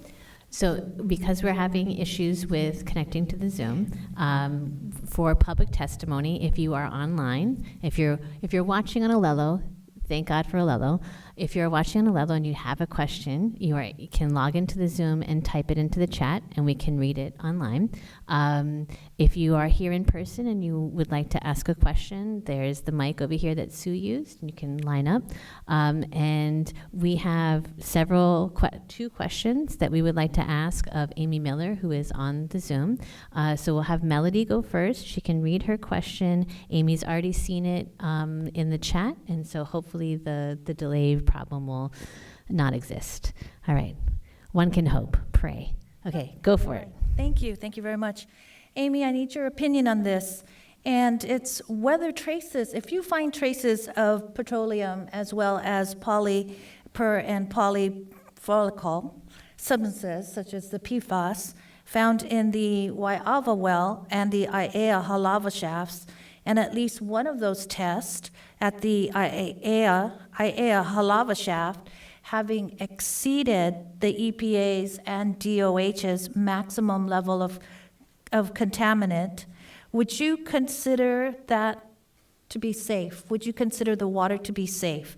Now, I'm bringing this up because the Navy had a press release based on the EPA's report, which was released yesterday, and it says, quote, "The inspection completion over the summer determined that the JBPHH water remains safe for consumption." So that's a Joint Base Pearl Harbor HICM. Amy, do you agree with this statement, given the low detections, as I had mentioned, the maintenance problems that they're having, as well as the corrosion and missing documents as stated in your EPA or the EPA's report? Okay, great. All right, so I see the questions in the chat and I'm gonna try to answer them, and maybe I can put my video on. Let's see if that works. There we go. Hey. Okay. So the first question, let's see, I'm gonna go to Melody's question. Can Amy be asked whether traces of petroleum and polyfluoroalkyl substances found in Waiawa and Aiahalawa shafts, and at least one test at the Aiahalawa shaft, have exceeded the EPA and DOH's maximum contaminant level for PFAS, still be considered safe? So let me just give some background. So this is from the inspection report that we shared with the CRI and also posted on our website. One of the things we wanted was to take some independent PFAS samples. And just to be clear, the PFAS MCL isn't in effect yet, but it's an important indicator as we're looking at current drinking water systems and seeing what levels of PFAS. Of course, any level of PFAS is going to be a concern, and we're going to be taking a closer look with DOH at that, along with some of the samples that the Navy is going to be taking coming up. When we issue an inspection report, we give a facility 30 days to respond. So we are waiting for the Navy and the Army's response to those inspection reports before determining what to do. So we're in kind of that phase, and I hope that perhaps maybe at the next CRI, and hopefully it will be a CRI where the Navy is there, we can have a conversation further about the report, the PFAS sampling along with the TPH sampling and the important findings concerning some of the system concerns. Okay, I see the next thing. Hi, Amy. When you're done with Melody's, can you go to Maya's question for Amy? What is the EPA doing to require the Navy to provide alternative source of water for everyone in the water line until every single test is negative for lead and copper fuel, etc., because you and DOH said that no amount of lead is safe? Okay, so I feel like that this question is providing several different topics in one question. So one thing, we did ask the Navy when people do complain about their water and they're waiting for test results to provide alternative water. We've been conducting inspections around how they take complaints in and how they investigate it. And part of that is, providing alternative water. On the lead concerns, the lead sampling that was done as part of LTM, those samples were taken, and the fixtures, my understanding is that the fixtures were removed and it was resampled and found to be non-detect. And so that was deemed to have resolved the lead issue.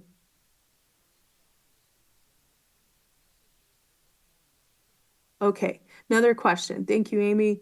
One from Walter. If you can, what is the official position of EPA and DOH on the swarm report, the independent third-party reports? I think some of my colleagues said at the last FTech, we were part of some of the discussions that the swarm meeting had. They put out their report in April. We have been reviewing it. To us, really, the extended drinking water monitoring plan and what comes up from it is going to be really indicative of whether or not the swarm report is really reflective of what's going on. Okay. Thank you, Amy. From Meredith Wilson on Zoom.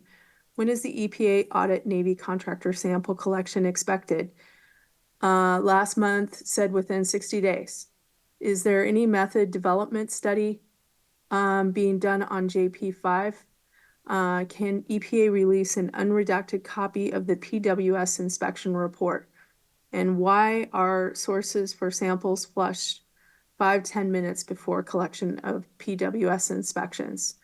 Okay, so the first one about the audit that we did of how they're sampling, and this is the Navy contractor. We had that was done, I believe, in September. And according to our procedures, a report needs to be written within 60 days. So that deadline is coming up. It will be finished. And then because we are dealing with a drinking water system, there are certain security we don't want to provide sensitive information that could be used to tamper with a drinking water system. So we're required to give a drinking water system an opportunity to review the report and tell us if there's anything that they're concerned about. And so that's what happened to the previous report, the one that was released this week. Is there any method development study being done for JP5? I would, that would be a good question for us to follow up with. We have a group of experts who are working and reviewing all of the data from the Navy and also trying to identify better test methods to really discern, because TPH is a very rough analytical test. The next question 3 is, can EPA release an unredacted report of the PWS inspection report? I cannot release an unredacted report. I would go to jail if I released information that is considered defense critical infrastructure information. And then the fourth is why were sources of samples flushed 5 to 10 minutes before collection for PWS inspections? I'll have to get back to you. That's a question for our scientist. Thank you. Thank you, Amy. We have a couple more. I'll keep putting them in the chat. Sorry. Oh my goodness. Right. So we have. All right. I'm trying my best. 10:30 p.m. But not as late as Mandy. Okay, so thanks, Amy. Just to follow up on Melody's question again, the Navy's press release based on the EPA's report released yesterday says the inspection completed over the summer determined Joint Base Pearl Harbor Hickam water remains safe for consumption. Amy, do you agree with this statement, given the low detection, maintenance problems, corrosion, missing documents stated in the EPA report? I think there is a lot of things that need to be improved in the drinking water system. And our effort over the last few years is to make the system a better, more resilient, well-functioning system, in addition to having this long-term monitoring to ensure that there isn't any residual jet fuel within the drinking water system. Those are our two focused efforts. And so I think there are findings there that I'm looking forward to seeing the Navy's response to our report on it. And I'm gonna reserve any more response to that until I see their response. Thank you, Amy. From CRI members and the public, can we ask Amy when they are going to finalize the AOC and require the Navy to attend again? Is it true that you are negotiating with Navy or others to amend the order on consent? I think it's been said by others, but yes, we are in negotiations. It's actually out of Washington, D.C. I am feeling very optimistic right at this point that before the end of the calendar year, we will have that meeting. I've been working on getting a contract in place for a facilitator. So those are things that I'm trying to put into motion so that we're ready to go. So looking forward to hearing what dates your preferences are in November and December. Okay. Question.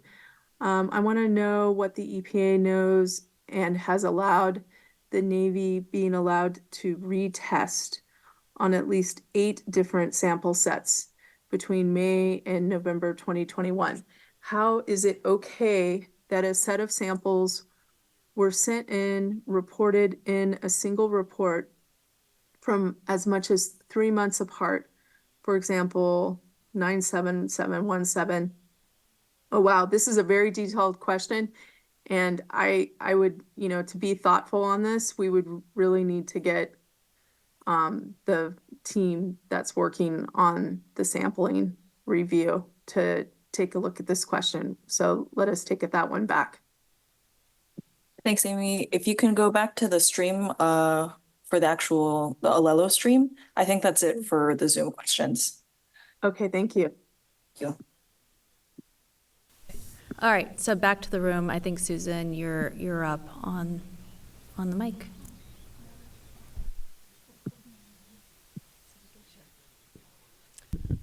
Hi, Susan Gorman Chang.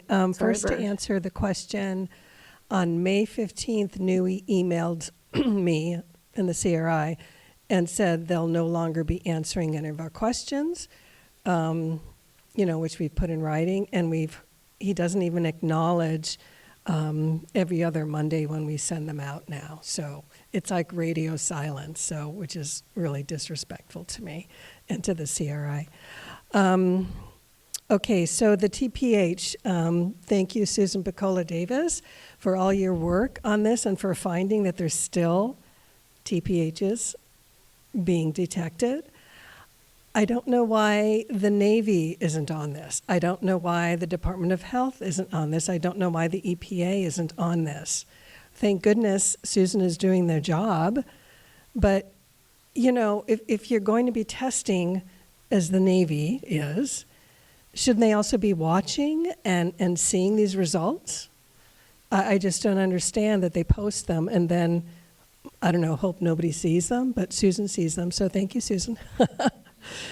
For the lead, so I wasn't here for the last CRI meeting, but I watched it with the EPA people. They had very knowledgeable people, I think, presenting.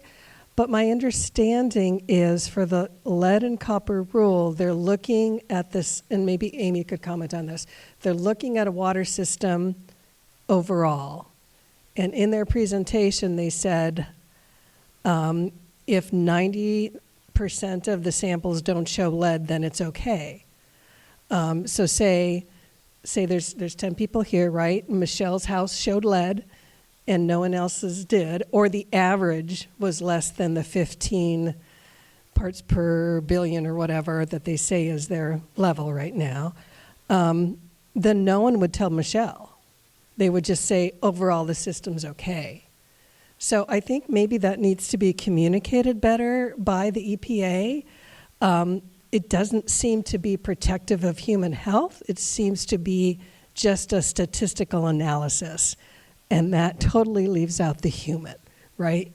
I mean, we're human beings and being exposed to lead. It's not a statistical anomaly, And also, lastly, Michelle, you're my hero. You are an incredibly strong person for all you've been through, all you do for your community.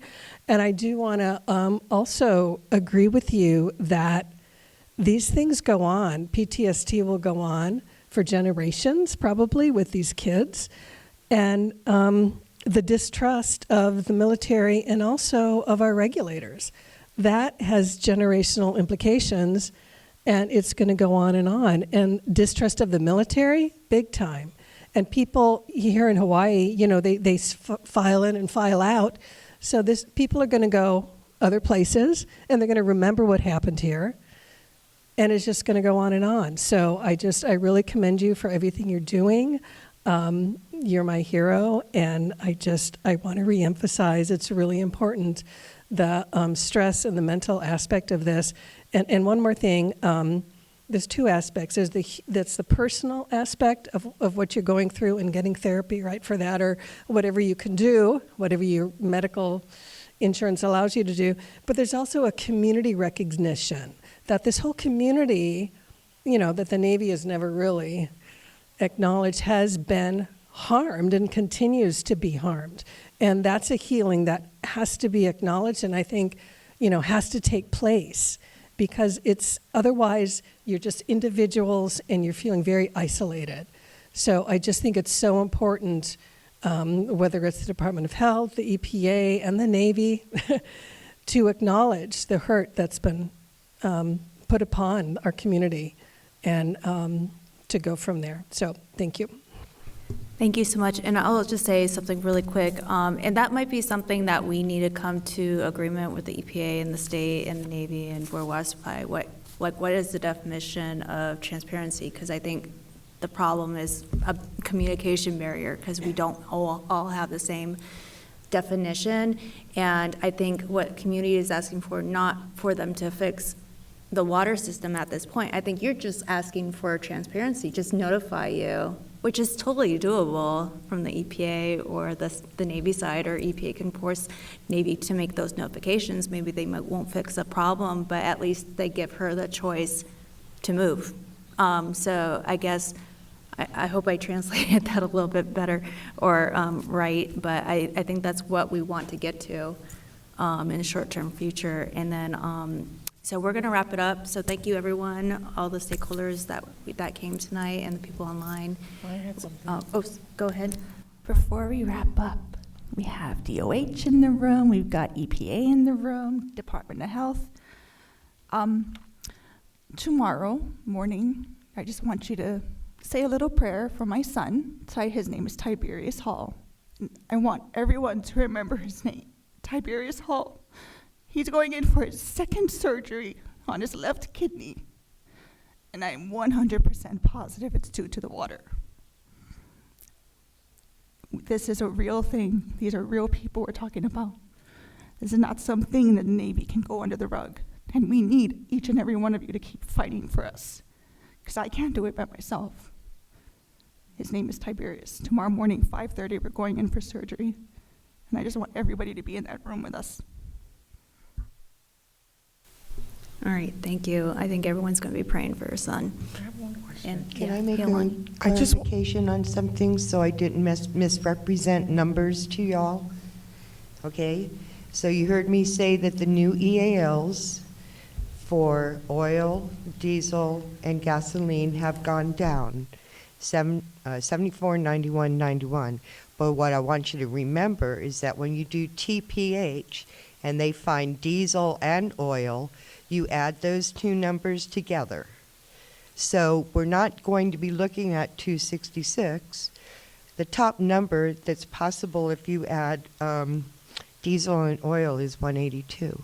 So they've decreased the number by 84. I just didn't want you to look at those numbers as I presented them separately and then forgot to say, well, you have to add them together if there's two, okay? Thank you. Thank you. I will be praying tonight because I won't be up tomorrow. We'll pray for Tiberius. Mahalo. And thank you for sharing that too. That must have been very hard. So I had a question for Ernie. Ernie, Is there any plans to close down any more wells at this point? Just if we can get an update on the PAHs. Yeah, what we're looking at is,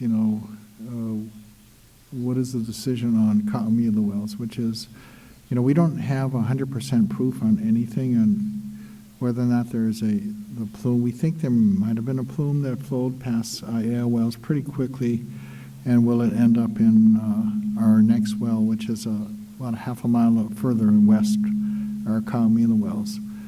So the question is, again, without perfect information, what is the decision we make? And that's a decision that we'll let everybody know when we make it. If we're going to shut it down, how do we continue to provide the water for the Aya Halava community? Because people still live there in that community, and they need clean, safe drinking water. So, that's something we're looking at. What are our alternatives? Thank you.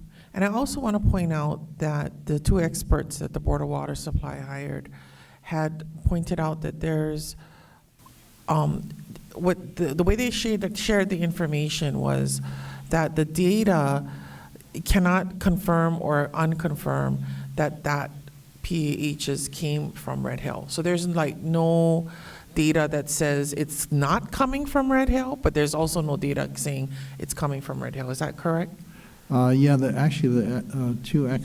experts we had after the FTAC meeting at our office were talking about the long-term monitoring plan and their independent review of the swarm team tech memo. But yeah, it's interesting. I've kind of seen this before. Many years ago, there were experts that opined that applying agricultural pesticides for pineapple or sugarcane would never get to the groundwater aquifer 500 feet below or 700 feet below the ground. And now we're still dealing with that near 40 plus years later. So there are experts with different opinions right now from different groups, but how do they know for sure one way or the other? And in the meantime, I know that not far away from there, Navy's monitor well number 24 had similar detections of PAH a little bit after the IAL well we detected an IAL well back in June. And at the FTAC meeting, we heard that suddenly is deemed laboratory error. But I haven't seen any proof that was indeed laboratory error. So where could it come from? It was pointed out by one of the presentations at the FTAC meeting that the types of PAH chemicals are the heavier molecular weight pH, and that the lighter pH is more something related to fuel or jet fuel. So it couldn't have come from a petroleum source or what they call a petrogenic source, that it was actually more of a pyrogenic source that they pointed to a house fire in the area in IL. But I do want to point out, when we look at the PAH test results for monitor wells at Red Hill, they pick up both light molecular weight PAHs and also heavier molecular weight PAHs. So I just don't understand how that you can be so sure to rule out that the PAHs could not have flowed in the 3 years since the incident back in November 2021, which, by the way, next month will be the 3rd anniversary, that you can rule that out completely. Until I have more information, I can't rule that possibility out. Thank you for that. All right, thank you, everyone, and thank you for attending, and we're going to wrap this up, and have a safe ride home, and thank you for those online that joined us. Have a good night.